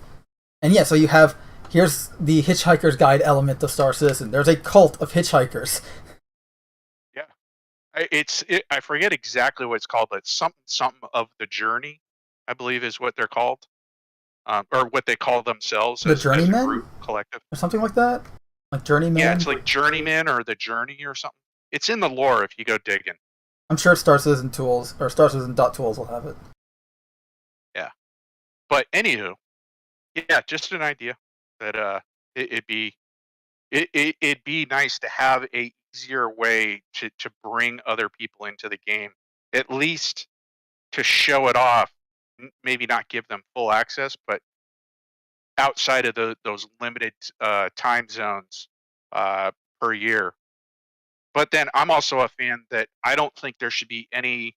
I think all ships that are available should be able to buy 24/7 year round. Like I don't agree with the idea that you can only buy ships at certain times of the year. I've never been a fan of that idea. I understand it. I understand, the explanation for marketing and all that kind of stuff, but I found it. It's the Journeymen, and that's what they're called. Like, each person is called a Journeyman, or the Journeymen, and it is the Church of the Journey. Yeah. Yep. And they can't pay for anything. They can't even ask for you to pay. It is literally a religion you have to just of simply hitchhikers. offer it to them. It is just a religion of hitchhikers. It's awesome. That's a little more stuff. Sounds like a good way to get spaced to me. Peace, love, and grass, man. Let's see what the what some of the lore about it says.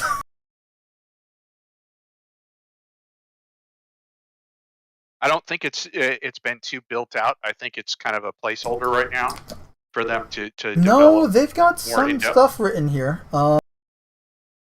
So, yeah, they are not allowed to own a permanent residence. They must never take what isn't offered. Followers of the church must go on a sabbatical twice a year, are encouraged to submit their travel logs to local churches for others to read. Traveler's Day is a holiday, sundown on the first day of a new orbit, New Year's basically. Due to a variety of orbital periods, it's different for every planet, and not a single standardized day. It's a metaphorical celebration of the beginning of a new journey. The devout usually meet at a church or gathering place and go on a symbolic pilgrimage through the night to a new destination. This sounds just hilarious and awesome. Missionaries are called journeymen or sojourner, and often spend their time wandering throughout the systems in pursuit of knowledge through experience. Man, groovy. Right. Oh, and they have there's an official lore post. I'm putting this in the chat for people. There, you can all So now that we have this, I'll read that at your heart to your heart's content.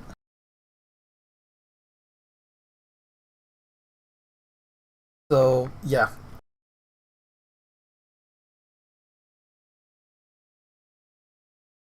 Anywho, stick your thumb out and that's it. No I don't pleasure have, droids. much else.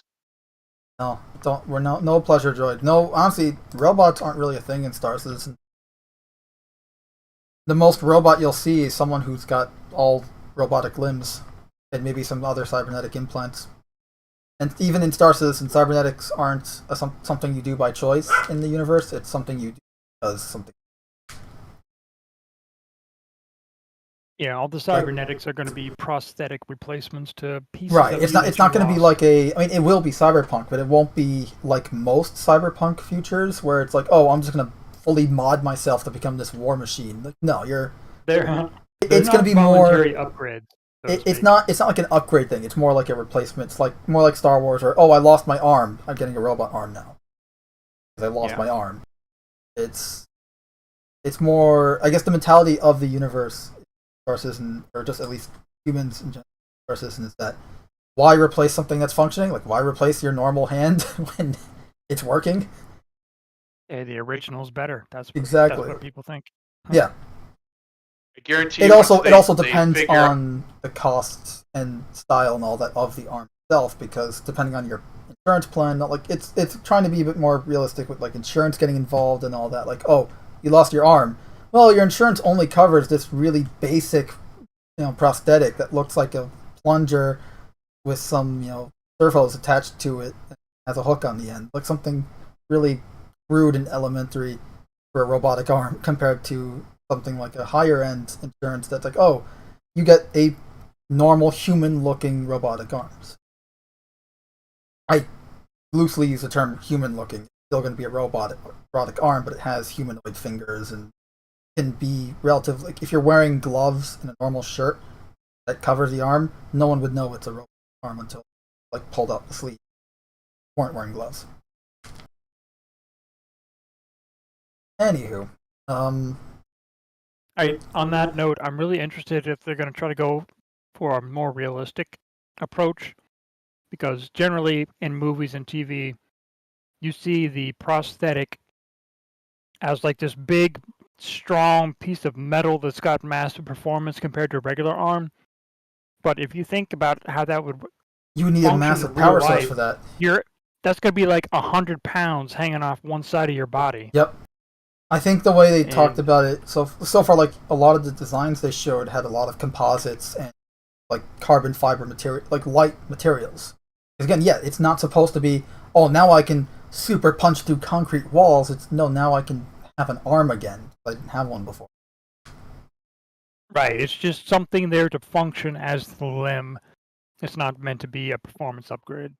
And in many cases, it might be a performance downgrade. It's going to be a downgrade in many cases, especially because we covered and even gave our opinions on some of the designs for those robot arms that they had in concept, and some of the and legs as well. They showed us some robot legs, and some of them were just like you wouldn't want to be within 10 feet of them. Like they were horrible. Like I said, it was essentially just a plunger with some servos attached to another plunger with a hook on the end. Like that's not an arm. It's essentially like some criminal lost his arm, and this is the replacement he's getting. It's like the pirate version of a robot arm, leg and all that. So, yeah, again, it's supposed to be just a replacement. It's essentially like, okay, this way you're in game and you can just use everything as you would normally.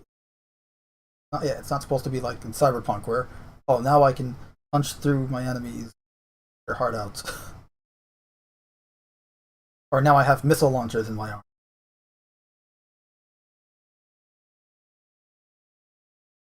Or Deus Ex, I didn't ask for this.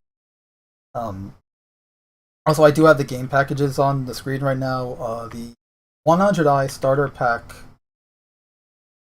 specifically the. Oh no, never mind. I was going to say the starter pack is still discounted, but it is not. A month ago, the 100i Star Citizen Squadron 42 combo pack was discounted, but it is no longer.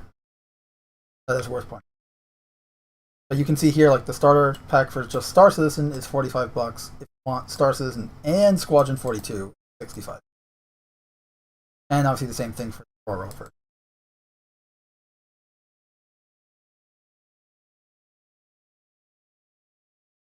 Just looking at what they've changed. Yeah, I'm seeing the Stalker's gone. I would recommend. There's the. And the Stalker, if I remember correctly, was that 60? No, it was 65 back in the day, but I think it was 75 last I checked. Right now, and now you have the Titan, so it's cheaper. It's 7. I honestly think that probably the Pisces at $60 is That's a bit steep. probably the best starter. No, I would say not. Let me rephrase that. It's the cheapest starter that I would recommend. Okay. Oh, I know, because it doesn't have a bed, so that's a bit of a problem. But it makes up for the fact that it does have cargo space, a lot of cargo space for box missions. It has decent firepower and it has decent handling. Oh, it has amazing handling. Comparative to what's offered in the Mustang Alpha, the Aurora M1. Yeah, I'll agree with that. I use this ship more than either of these, but it doesn't have a bed. That's what I mean by it's the cheapest one that I would recommend. I'm not saying it is the cheapest. I'm just saying out of everything they're showing here, if somebody was like, "Hey, what's the base bottom price I should go?" I would say go with that $60 Pisces starter kit. Yeah, and then I'd probably go up one for the 100i is a pretty good one because it's essentially everything the Pisces can do, but it's actually effective in combat because the Pisces has no armor rating for the hull. Like it cannot take a hit. Whereas I would actually recommend just going to the Titan though, because I mean, if you're going to go up $5, just go $10, and you get the bed. But it's even better. The Titan's still a better combat ship, and it has more cargo than what the 100i. So 100i is very maneuverable though. So it depends on like, hey, which style do you like of these three? But I'd recommend one of these three. Well, either the Pisces, Avenger Titan, or starter. But before you buy any of these, assuming anyone here is actually wanting to buy any of these, wait until later this month when there's a free fly event, so you can actually just test out the game for yourself because the game is still very resource intensive on your hardware, and it's still glitchy. So you may be like, oh, maybe I don't want to play yet. It's still too glitchy for me. I'll wait until performance or whatever, or I need to get a new machine before I want to play this. You never know.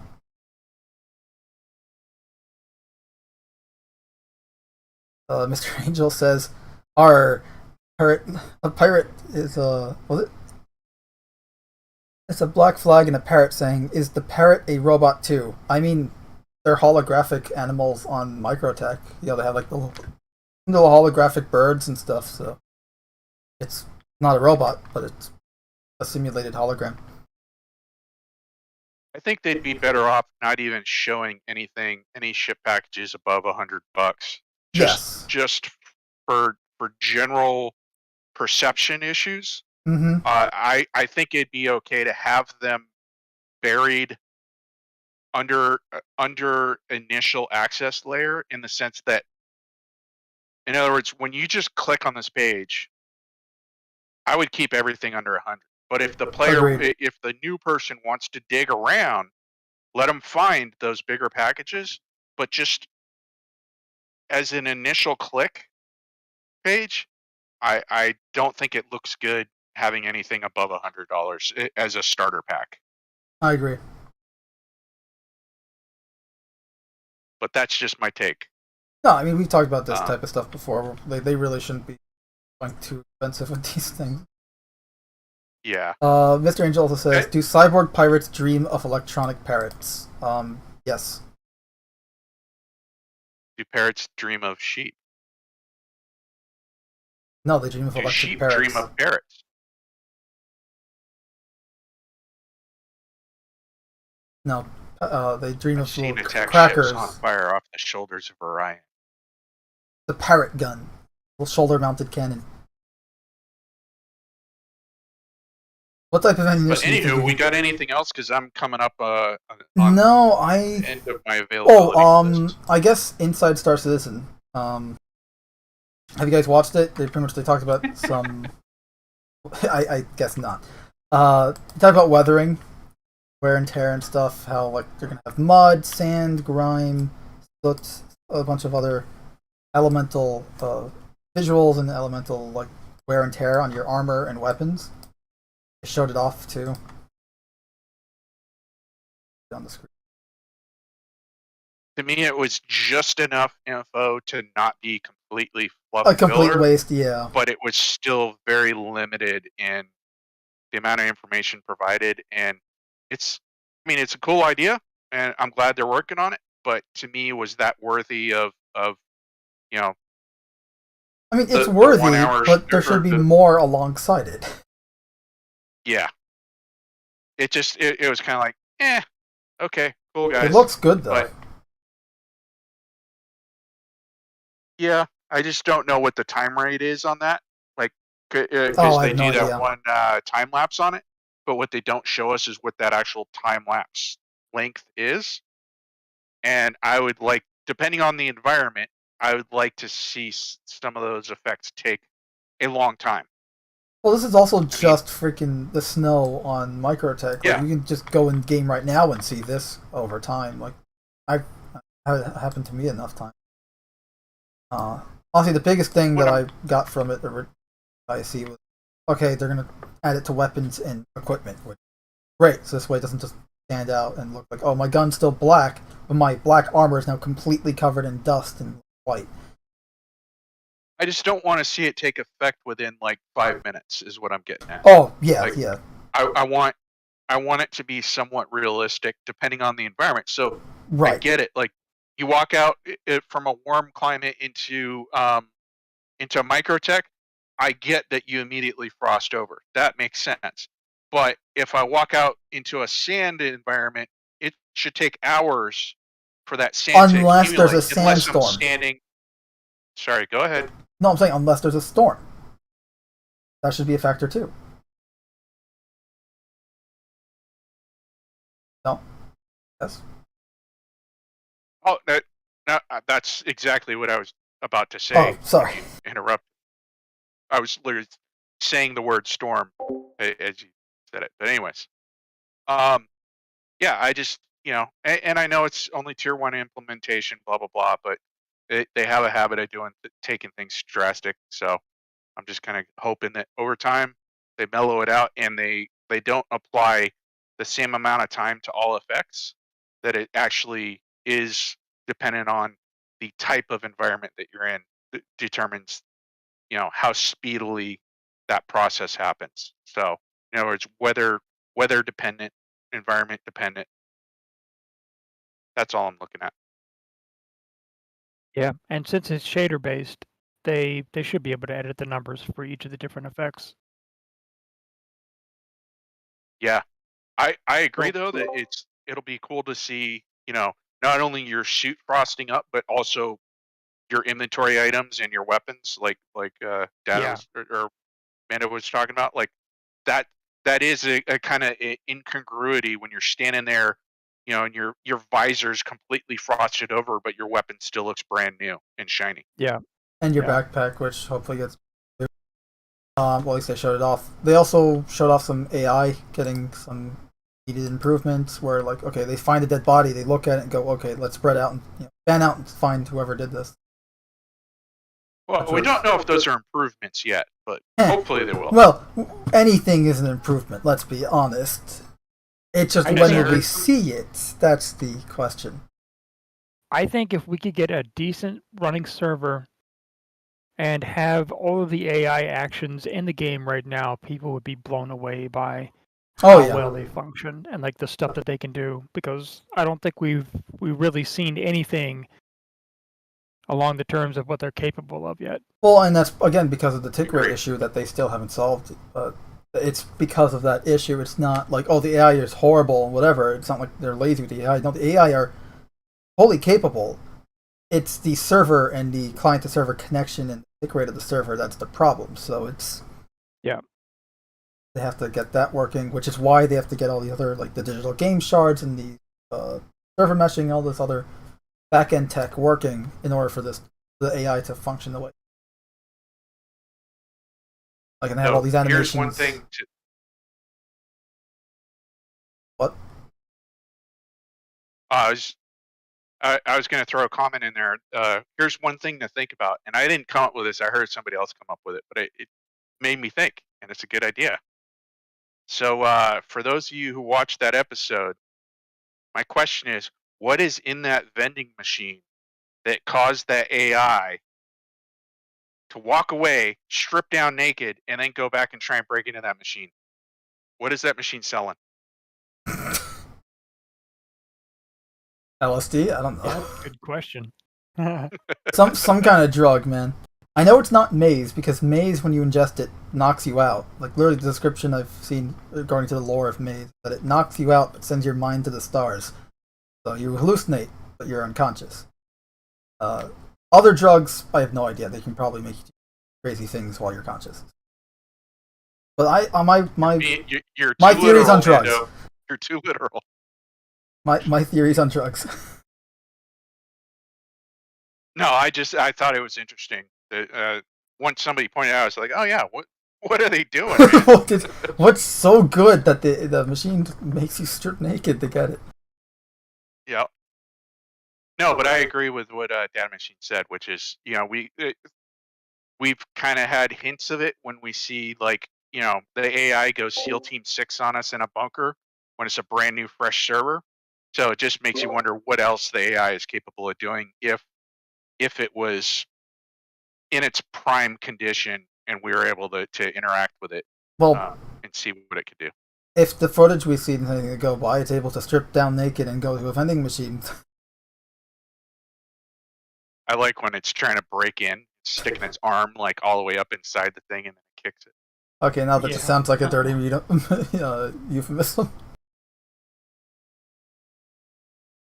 They also show us some point of interest stuff for Pyro. Looks great. And showed off some space point of interest, some of the ruined settlements, the remains and derelict stuff. I really want some of those settlements in the Stanton system. I'm kind of frustrated that they're only doing it in the Pyro right now. I know later on it will, but it's just like, No, I agree with you 110% there. Like, we need those in Stanton. I would love to just come across them by discovery, or if they're just marked locations. Because I want NPCs to be more spread out in Stanton, given how, like, the system itself. I mean, understandably, like, none of the moons are habitable, only the planets. So you wouldn't have, a settlement that you can just walk in and out of, like we saw in the CitizenCon demo, because the planet's not habitable, they're not gonna be able to breathe. But you can have it where there's here's a settlement that has airlocks, and the people hanging out outside are in full space gear, where those inside aren't necessarily in full. Yeah, my bar isn't even that high. I'm at the point where you don't even have to populate it with AI. I would just like to have random outposts just empty, but just out there for me to go investigate, just to see, like, interact with and look at it and go, yeah, this is cool. I can see how I'd like this model, but I don't like that model. But, like, just the tier 0 implementation of getting to see this and interact with it. Bring the AI in later is fine by me. But I would just like, to me, the way they keep talking about, hey, we're working on this, but it's only for the Pyro, and it's kind of like, then why are you telling me about it? Because I can't interact with it. You're not going to bring it to the Stanton system. So just don't tell me about that. But that's just me. That's my opinion. I agree. When they do release Pyro, I would not be surprised if a lot of Stanton gets updated as well. Yeah, like all of a sudden, like, Pyro's in, and now a lot of elements that we see in Pyro are also implemented in Stanton, and like stealthily. Yeah. Wouldn't be the first time they did something like that. So. I want that, but what I'm scared of, and they have a track record of doing this, which is they implement it in Pyro, but then the next thing on their horizon takes up all their manpower and their focus. And while they may have originally thought of bringing that stuff back over to Stanton, they go, nope, our teams are tasked with other things. We're going to do that. We're going to bring that stuff to Stanton later on when we have the time. And that's where I see us kind of wallowing in that. Only Pyro has the newest, latest, greatest things, and you have to go over there to see it and interact with it. And Stanton is kind of left as is until some unknown future date. That's my only worry. I mean, there's always the possibility that could happen, and Yeah. I don't really want it to happen, but if it does, I mean, that's game development, right? Yes, I'm not. I don't disagree with that. I in know any what you're way, shape, or saying. form. Yeah. Yeah. Yeah. But it's just, as dry as it's been to me, having those outposts would just be a reason to get in the game and go and be a little adventuresome, and not just click on a box mission, click on a bounty hunter mission. Okay, there's nothing else to see on this. The very planet. one-note missions. By the way, Yeah. Magazine One, if you're still listening, I've checked into your Discord server and nothing has changed the last few weeks. That was your worry. Your hacked account never sent any messages or anything. Good, and the server itself is still there.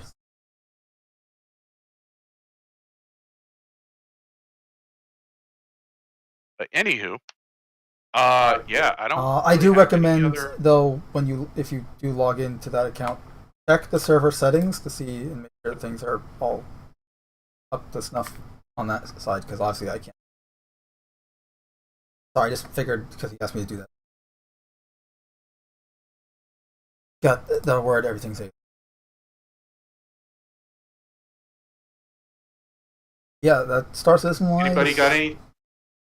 I think that's it. I mean, Data, how's 317 been for you so far? Well, we had a river race. Oh yeah. This past weekend, and actually, if you're interested, I can link you the VOD, and I can link you my perspective on some of them. The race was amazing. The sync fixes that they have implemented in 317 have made racing and just flying close with other people so enjoyable. It's really, really good now. How long is the river? I wasn't aware that it was long enough to be able to be like a race course. I haven't been there yet. Yeah, it's surprisingly long. I want to say it's like 12 clicks. Oh wow. Okay. I could be wrong. I thought it on was that. like maybe one or You'll two. now clicks, need to take but me there. That's big. Let me give you the link in Discord. Thank you.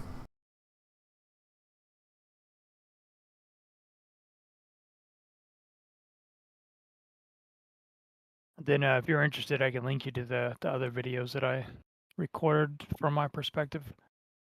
I actually won that race, by the way, and Nice. earned myself a whole A. Oh, nice. Yeah, I wasn't expecting that reward. It was pretty cool. Also, we had some CIG devs come out and hang out with us when we did the race, so that was pretty cool. Also, Nice. Will Hine, the guy that actually created the river, he was in comms with XGR guys when they were casting the races and stuff. And I think we had 2 other devs come in, and one of them actually participated in one of the races. There you are. Nice. I'm So sorry, is the that, link you just gave me, I'm putting on the screen right now so people. I like the way they record this. It looks like they played a lot of Forza or something, because the shots that they're taking are very reminiscent. Yeah, so XGR is starting their championship early next month, and there's going to be some decent prizes. They're trying to really put out a professional, quality-looking production. Yeah, so it looks this great. was basically their first. This was a trial run for the way they've got their cameras set up and the recording and communication stuff like that. I'm curious how they do, because I know I can see how they do the recording stuff and the fade in trend scenes, but I'm curious how they do the overlay for stuff like the Microtech racing on the screen and the logo. I have no idea how to do any of this video editing stuff yet. So yeah, they've got some talented people who are making that stuff for them. Just curious if this river is officially going to be called the Wilhane River. I don't know. There's another Should be. site called SCR. I think it's just Star Citizen Racing, and it's kind of like a time trial website. It's one of the members of XGR put it up. I think he's also a member of Atmo Esports, and it's a place where people can post tracks that they've created, and then other people can run them, and basically your typical time trial leaderboard style thing. And there were a bunch of people that were competing or that wanted to run events around the river, and to keep everything looking nice on SCR, I think most of the groups agreed just to call it the Wilhine River Race. That way you didn't have multiple organizations adding the same thing under a different name. So yeah. And it's just kind of an homage to him, because the river is actually really cool. If you haven't been there to check it out, I haven't yet. It's gorgeous. I will now bother you to take me there until you do. Okay, yeah. Next time we get on, I can take you. I know where it's at now, so it's not hard to get to. I'm watching the footage and I'm remembering, I think that was about 2 years ago when they first just released like wasn't even like, it was maybe 2-3 second long clip of like some green shrub like things on a planet surface, and the community just went nuts. Like, this is absolutely horrible. It looks terrible. This is the worst vegetation ever. This is going to be like the community went nuclear. And I'm just looking at this now and I'm like, where are all those people? Where are all those complaints? Because this looks awesome. It does. Yeah, it looks really good. There's a guy, and they're whenever off. Whenever I see people just ranting, one guy already. bragging. Oh, 2 explosions. All data was in. Did you explode at the beginning there? No, I didn't explode at all, but there were a couple times where I was right underneath people that exploded. Yeah, it looked like you were just you got hit or were close to someone that exploded just now. Yeah, so on the first heat, there were 2 people that exploded right above me. Yep. And one of their wrecks fell down and hit my cockpit and knocked me up in the air. And actually had one of the corpses that fell out of one of those ships get glitched into my cockpit. You could hear it flopping around for the first half of the race. Is that a Reliant series you're running? No. No, they're all in Auroras. Yeah, we were gonna do Gravlev bikes, but the Gravlev is still not in a good spot, and they were interacting with the rocks and like knocking you way up in the air every time you go over the top of one. So they decided to switch to Aurora. I'm talking about the video that's being shot from in the cockpit. Whoever's flying the recorder, the camera guy is clearly a. I think that's. Not the Prowler, the other Tavaran ship, Alan. No, I guess you're watching a different video. So there's one guy's in the Mako. I forget. Is that the Reliant? Yeah. Here's the Reliant Mako. The news van version. Yeah. So one guy's in a Reliant Mako, and the other guy's in a Talon. Okay, I thought this was your video, so that's why I was asking, but I didn't. No, this is the official XGR recording. Okay, never mind then. Yeah, I'm seeing footage of what appears to be somebody in a strike now. Now we're seeing whose Aurora cockpit view is that? I'm not sure. Air Commando? I guess it doesn't help. I'm watching on a different video track than you.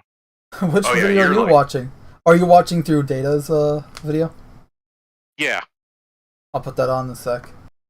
So they asked the people that were running the race to stream their screen through Discord, and every once in a while they would pop into a different one. So I don't Nice, know okay. which ones they had displaying during the broadcast.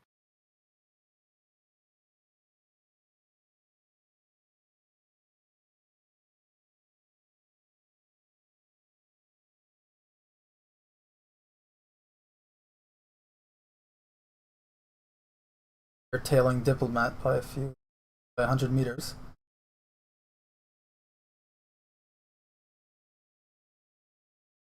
Someone's on fire. Yeah, a lot of explosions. But I mean, that's typically the way races go. Some of the less experienced people usually run into something eventually before the race is over. I'm just glad to see that this kind of stuff is going on in the game. Mm-hmm. Like, the community is growing. And it looks so good. Through the process. I just wish I had a computer that was capable of. Even my computer, I've been partaking. pushing it to do anything like this.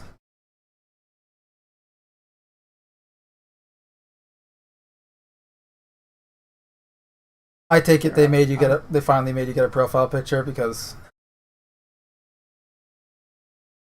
Yeah, they weren't happy with me being well, happy's the wrong word, but yeah, they encouraged me not to be a blank profile.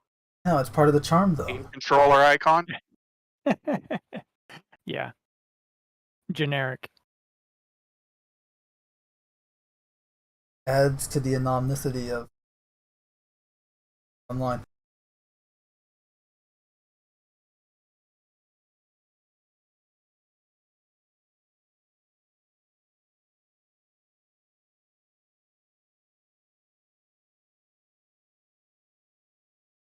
And if anyone does want to view data stuff on our channel, you can always.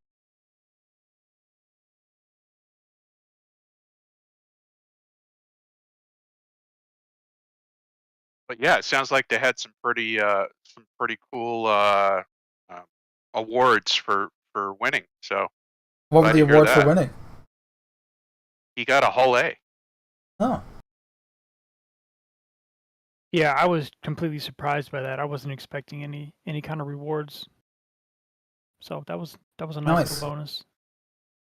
One thing I've heard, and maybe I'm an idiot or haven't been paying attention, but I didn't realize this until just recently. But apparently, CIG has a habit of giving certain content creators free ships specifically for the purposes of giveaways. Yeah, so that explains why Board Gamer has a new giveaway every freaking week, month, or whatever.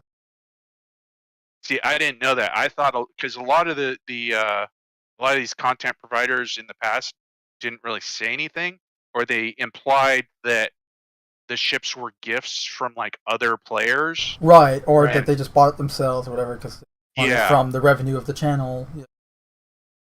But it turns out I had just learned recently that CIG I didn't know that either. First I'm hearing about it. I thought it was just they from the revenue of the channel, or like someone just gifted it to them for the sake of a giveaway. Yeah. Didn't realize that someone was CIG. I'm not against the policy. I think it's okay. I just think it should be transparent if they are. Yes. Doing it. That's my own. But anywho, on that note, I gotta bail out. But this is really cool stuff, Data. Good job, man. Keep it up. Oh, thanks. You should post this in the Discord, by the way. I have to say that racing is probably my favorite thing to do in Star Citizen. Are you're saying you're abandoning the miners? What? I'm not abandoning them, but I really enjoy doing racing. It's a lot of fun. Here's a question before I bail out. How are the racetracks in what you call it mode? The sim mode. Oh, Arena Commander? I don't know. I haven't really played any of the Arena Commander tracks. I think the last time I played it was with you, Callsign, so. Well, I'm just curious if all the stuff that we're seeing with these with the improvement of the gameplay as far as the computer side goes, if that transfers over into the Arena Commander, or are those benefits only being implemented in the PU? Is my curiosity. Yeah, it's a good question. I don't know the answer to that. They had not some sure. Arena Commander updates for the dogfighting stuff. They had the map updates last patch. 3.16 Yeah, I don't saw know. updates to Broken Moon and Dying Star maps. I imagine that any of the improvements they made to the renderer that improve things in the PU would also improve things in the Arena Commander, because it's the same engine. So Yeah. Also, when I say improve the maps, they just completely they're brand new. They're the old maps, Yeah. but redone in Sure. new, not the legacy.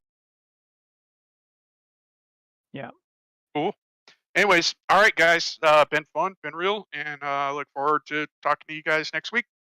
Take it easy, man. All right. See you, call sign. Take care. Yeah.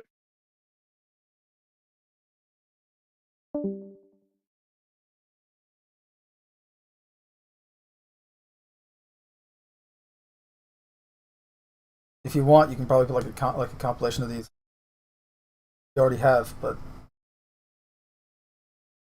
Yeah, I got them on my channel, but if you want me to put them on the Cache in the Shadows channel, then I could do that. Yep, up to you. You have access to it. Yeah. I finally created the Google Doc last night. Series. Okay, cool. I copy and paste some of the stuff from the old Google Doc, but I figured I need to make it more organized, less clutter, and just essentially start from scratch a bit. Some of those old ideas, so good, don't work a lot. And just like a bunch of anthologies worked for that, but no. Still the same problem though. We need characters. Right. This was awesome, man. Yeah, it was a lot of fun.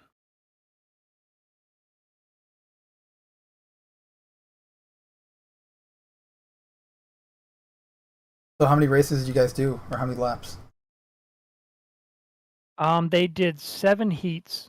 So the way this race worked was you started at the top of the river, you go all the way down to the lake, and then turn around and come back.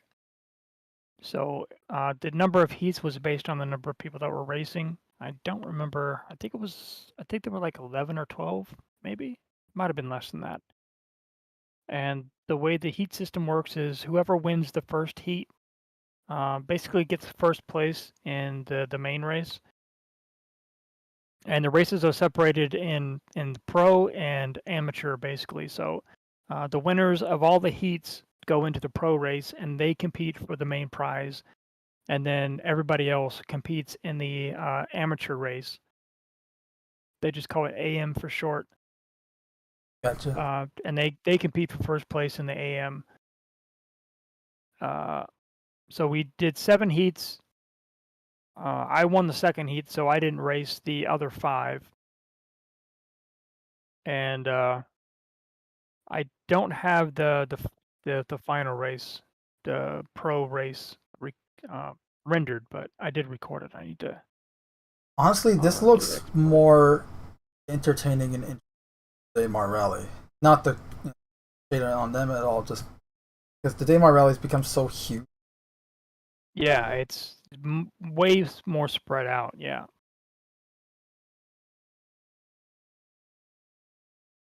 Oh, that guy almost on top of you, literally.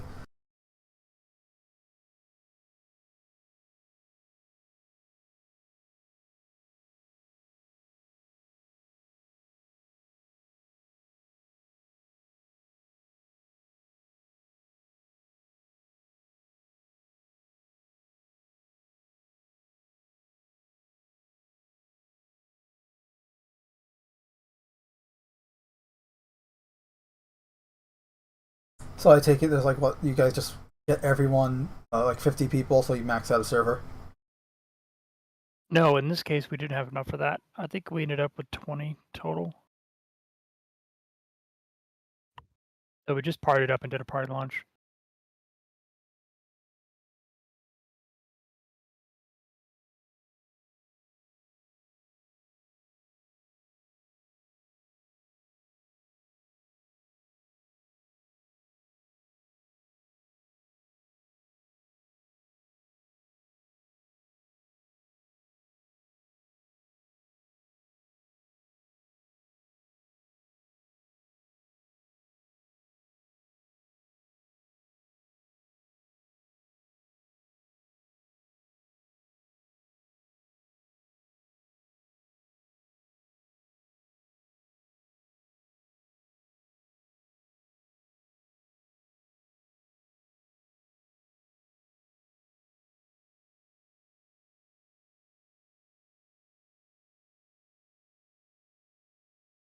Nice.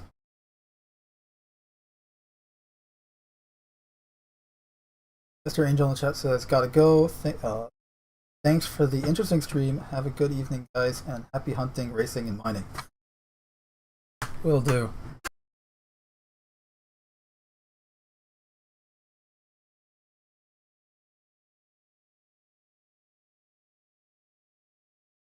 How long have you been racing now? Here, right? No, I started last year. I want to say no, it was past August. I think in October, like Okay, so it's mid-October is when I been got into it. almost a year. So, 6 months. yeah, it's getting close. Like 7 months, Yeah. I'd say. Yeah.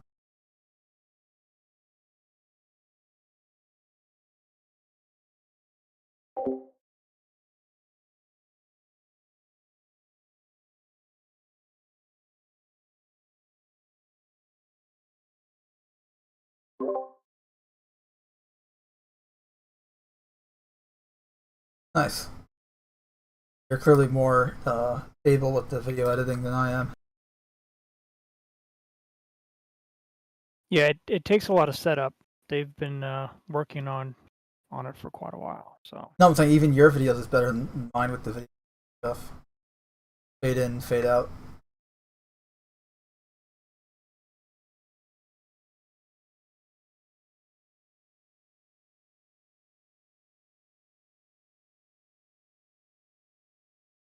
I take it you're using ultra widescreen, right? That's why you're still having that. yeah, I'm on a 3440 by 1440 monitor.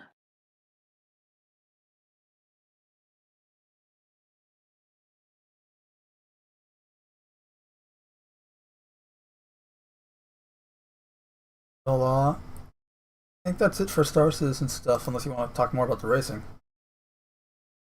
No, I'm good to move on or whatever.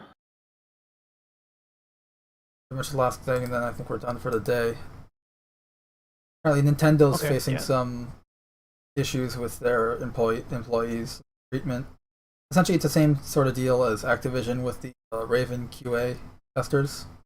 They're treating their contractors like crap,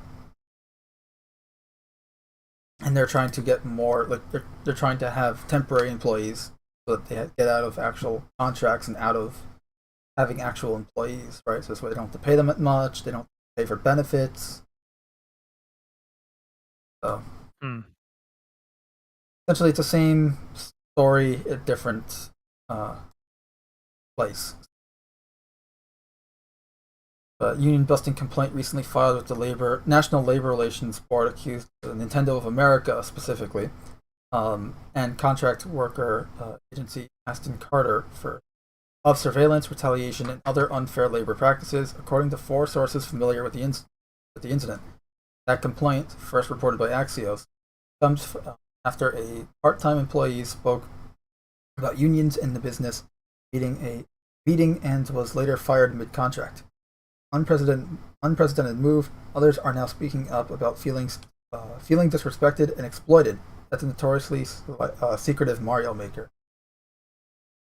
Department meeting took place in February, sources said, in a remark asking for a general comment about unionization in the games, and this came during an open question and answer period at the end. Months earlier, Audio Games, the first studio in North America to unionize, and unionizing QA testers and Activision called on the publisher to voluntarily recognize them.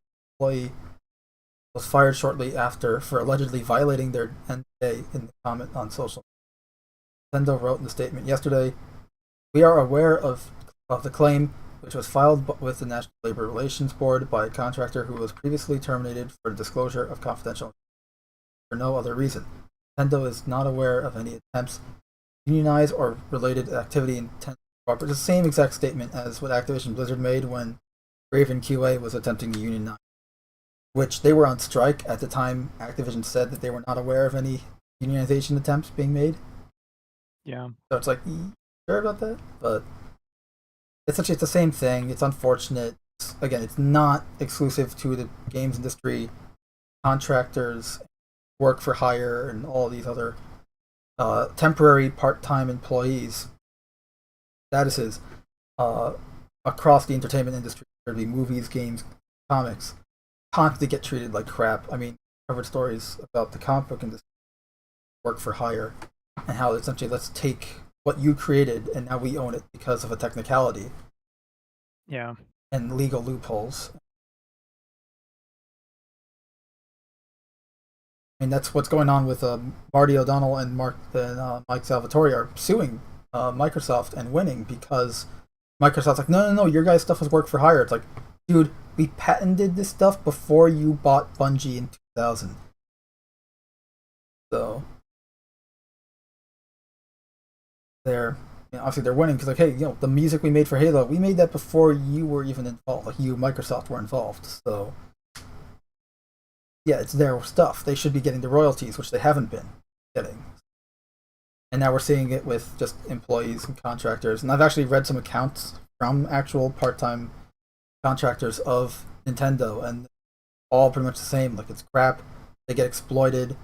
Some of them have most of the complaints I read were recent. So they're talking about the COVID-19 vaccination mandates and how it's like, get vaccinated or you're fired. In one case, the person complaining was immunocompromised. For those who don't know that, essentially your immune system is compromised. It's defunct. It's not functioning the way it's supposed to. That can be immunocompromised, can cover a variety of different diseases. Most of them, obviously, autoimmune diseases. But essentially just means that your immune system isn't working properly, and you're more susceptible to get severely ill from any disease. But it's like, no, you have to get this vaccine, even though you're immune compromised. That's a death sentence. Also, like, a lot of the things where actual employees didn't have to come into work, but QA testers did. With the whole, quote unquote scientific vaccine stuff. It's like, it's a lot of nonsense and a lot of typical but unfortunate business practices here in the States. Yeah. Like, in the article here mentions, like, Starbucks, Amazon, like, all these different companies, Disney, they all do the same thing. And I'm sure Kotaku themselves do it.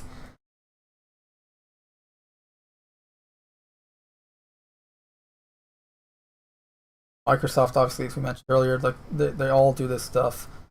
And again, it's kind of the same story as what's going on with Raven Software and the QA staff of that company, and how they're trying to unionize. But here, it's happening to Nintendo.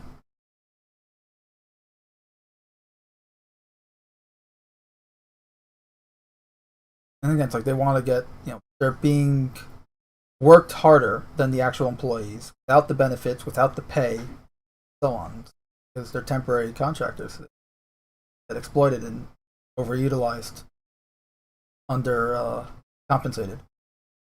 Yeah. Which is exploitative and abuse.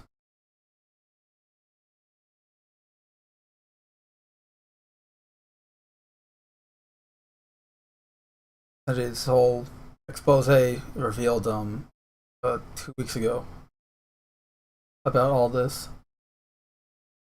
I'm not going to read the whole article because it is a very long article, and I think Young Ye did a really good video on it where he does cover the whole article.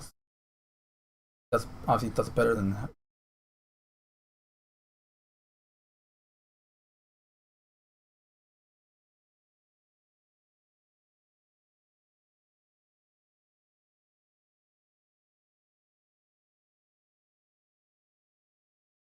Yeah, it's just mistreatment.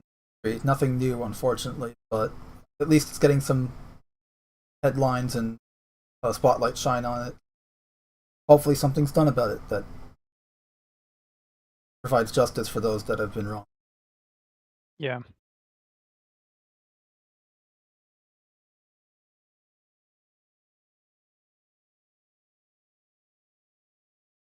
Similar news?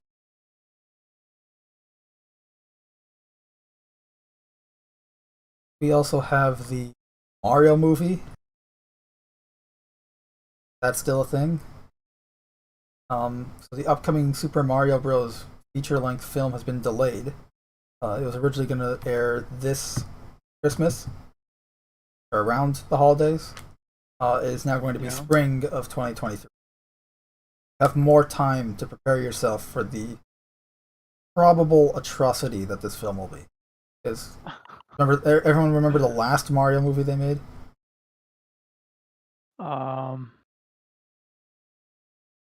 Exactly. No, I don't. No, I think that's a good response. Like, I think this one isn't Chris Pratt supposed to be involved with this one.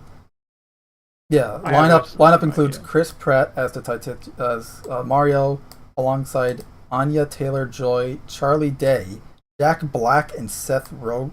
I assume that's supposed to be Seth Rogen, but it says Roga. Typo. Yeah, that doesn't sound like a cast you'd expect in a Mario movie, or just Mario. Period. Mario's original voice, Charles Martinet, will also have a cameo in the cameos.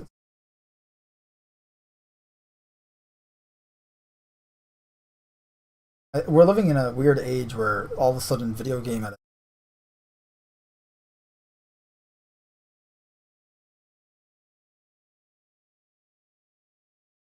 I mean, maybe it'll be okay. It probably won't. I mean, you say that, but like the only one I've seen that's well, I haven't even seen it, but the only one I've seen that is horrible or just blasted by fans on every regard is Sonic. And it probably helps that Sonic had a cartoon, and so he had adaptations before this movie. So, whereas others didn't. Yeah. I mean, like the Mortal Kombat's had live action movie cartoons. Oh, didn't they make a movie recently? I completely forgot about that. Who? Mortal Kombat, didn't they make a movie on like HBO Max or something relatively recently? Yeah, they did. It was kind of interesting. I thought it was pretty funny. I've only seen Mortal Kombat Annihilation from way back. Yeah, I enjoyed it, Where Johnny gets killed like in the first 5 minutes or something.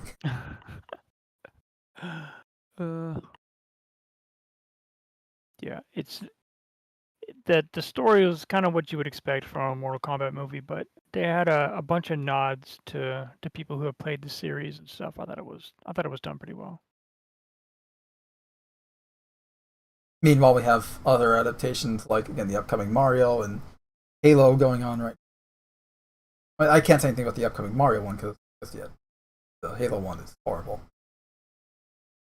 Yeah. Like you saw the one episode I saw, I think episode 3. Like, the episode you saw, the way you described it, was pretty bad. And then what I saw, I think was turned up to in how bad it was. Like, why is there nudity? The only nudity in Halo should be freaking Arbiter. Yeah. Have any junk.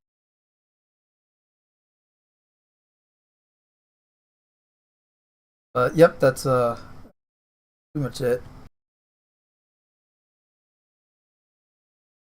Well, on the topic of game industry unions, Game Workers Unite to become first Australian games industry. That too. That's interesting. Yeah, it's good to see after years of abuse in the games industry because none of this stuff, well, not none, but a lot of this stuff was kind of well known for years. Not to the extent Yeah. that we know of it now, but just the mistreatment of specifically contract workers and how bad temporary work for hire employees are, like what's going on with Nintendo and Raven QA right now. That sort of stuff has been Yeah. well known for years. And talks about unionization in the works for years as a result, but it's nice to finally see something come of it. It's like, oh, maybe some things would change, but clearly nothing. In fact, it seems to have gotten worse. Also, Bungie copyright infringement claim against. Court dismisses Bungie copyright claim.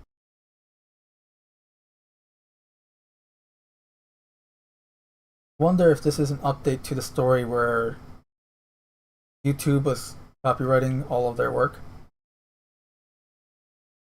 No, this looks Earlier this week, a Seattle federal court ruled to dismiss Bungie's claim against cheat seller AIM. This is a completely different thing. Very short article. As reported by Torrent Freak, the case by Destiny 2 maker alleged that the outfit's hacks were copyright and trademark infringements of its work. U.S. District Court Judge Thomas Zilli said that Bungie's complaint failed to show that AIM Junkie's cheats were copies of its work.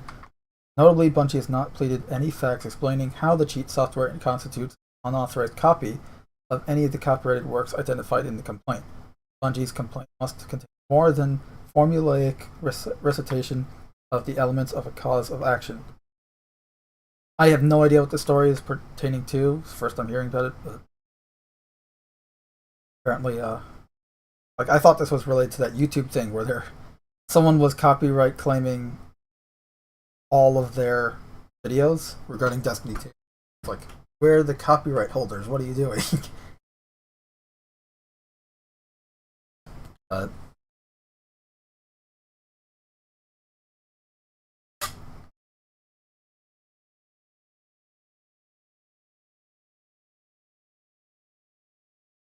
Okay, what the hell?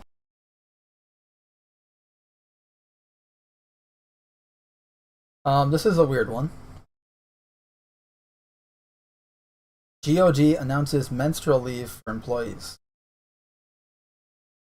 Digital game platform GOG, subsidiary of Project Red,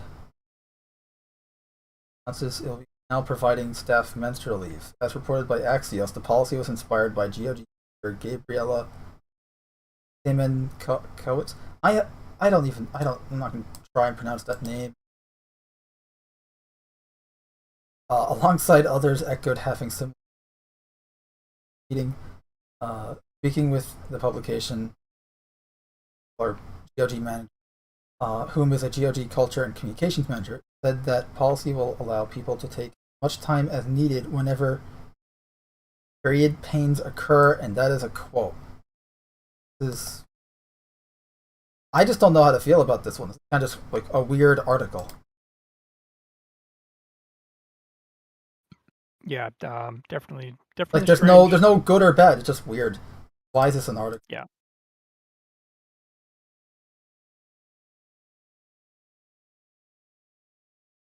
This quote puts into perspective some. I'm not reading it. I'll just have it on the screen.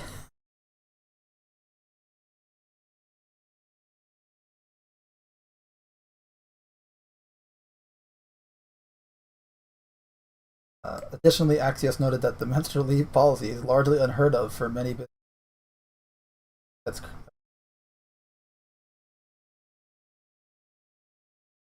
Well, I guess to each their own. Twitch reportedly considering to cut top streamers' pay. Okay, I have to worry about it.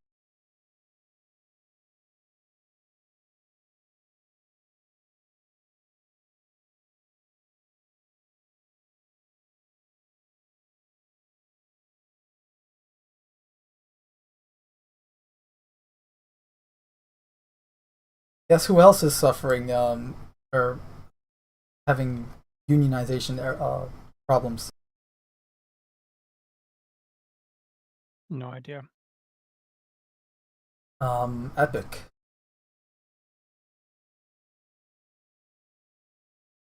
So Epic Games is still having some. So that makes just this week alone we've got Epic, Nintendo. The other one? Well, obviously we got Raven QA, but Epic, Nintendo, and I was just talking about. Oh, Australia. I don't know who in Australia, but someone in Australia.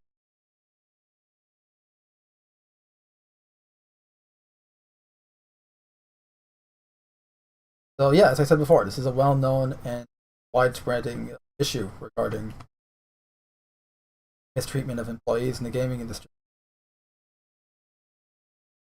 Honestly, I'd be surprised to hear a company that doesn't have these issues.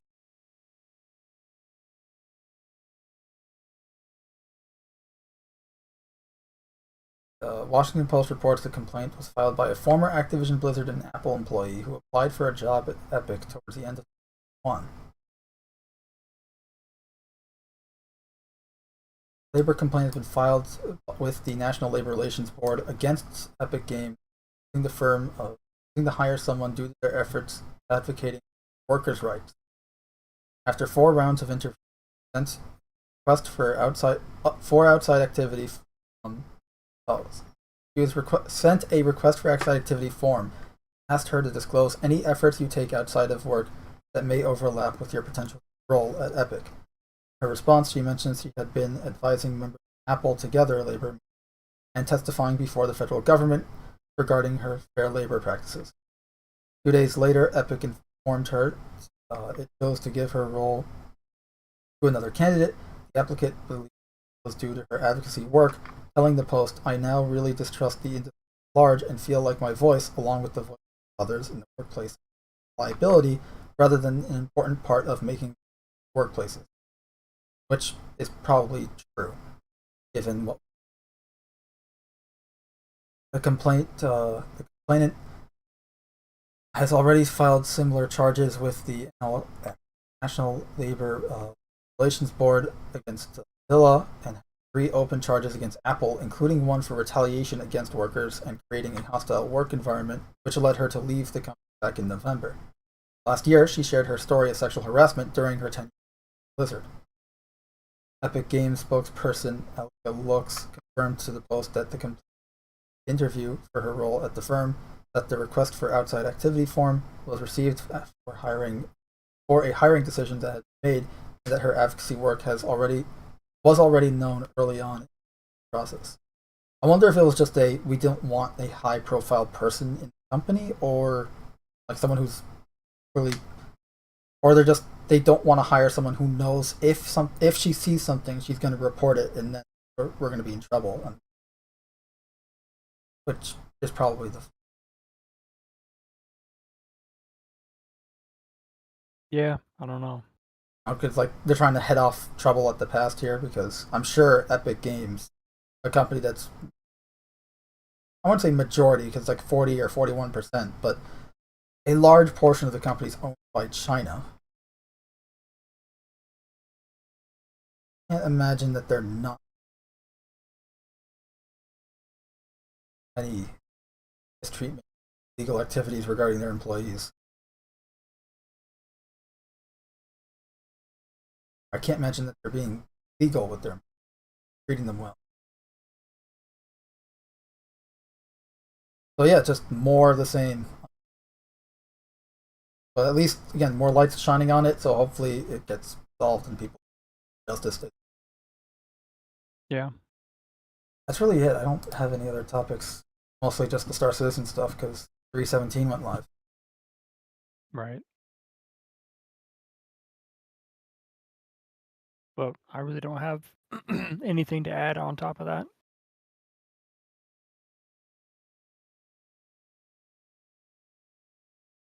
Well, that's going to be it for now.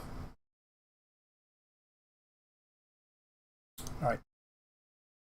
Outro stuff or fade to black.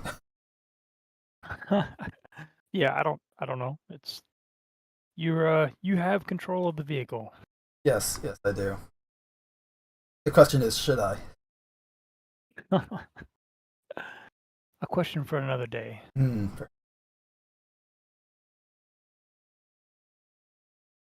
Oh, I do want to show off one thing. I finished one of the t-shirts. Oh yeah? Yep. I do need to finish the What Can Possibly Go Wrong. I've finished.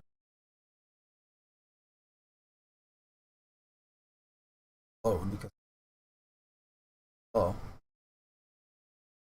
I can tell you, I guess tomorrow, if anyone listening, but I can tell you if the shirt is comfortable or not tomorrow, because they just came today.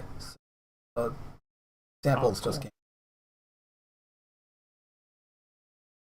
through here. Old shirts, old design, new design here. Options are a gamer's best friend. I tried to make it look like a gaming menu. Actually based it off of Halo, the original CE. venues. Right. And then just added some.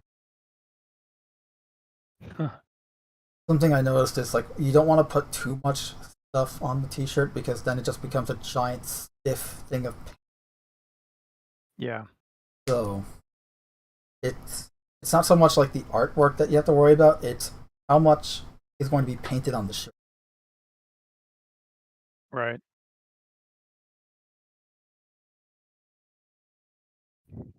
Yeah.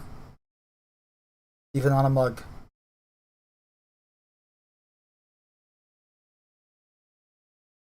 But that's it.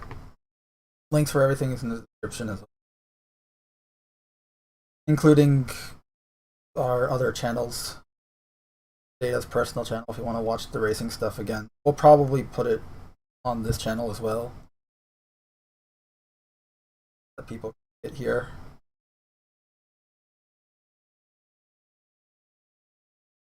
As an FYI, I have all the racing videos and stuff unlisted at the moment, so you won't actually be able to find them on my Good channel. point. So you can put them here, and Yeah. if you want, you just upload them all. Not like we can even have like a little playlist of racing stuff or game. We do have some gameplay stuff,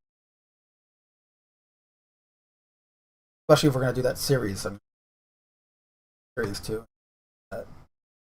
Yeah. Or we're gonna have you do it. I think that's gonna be for now.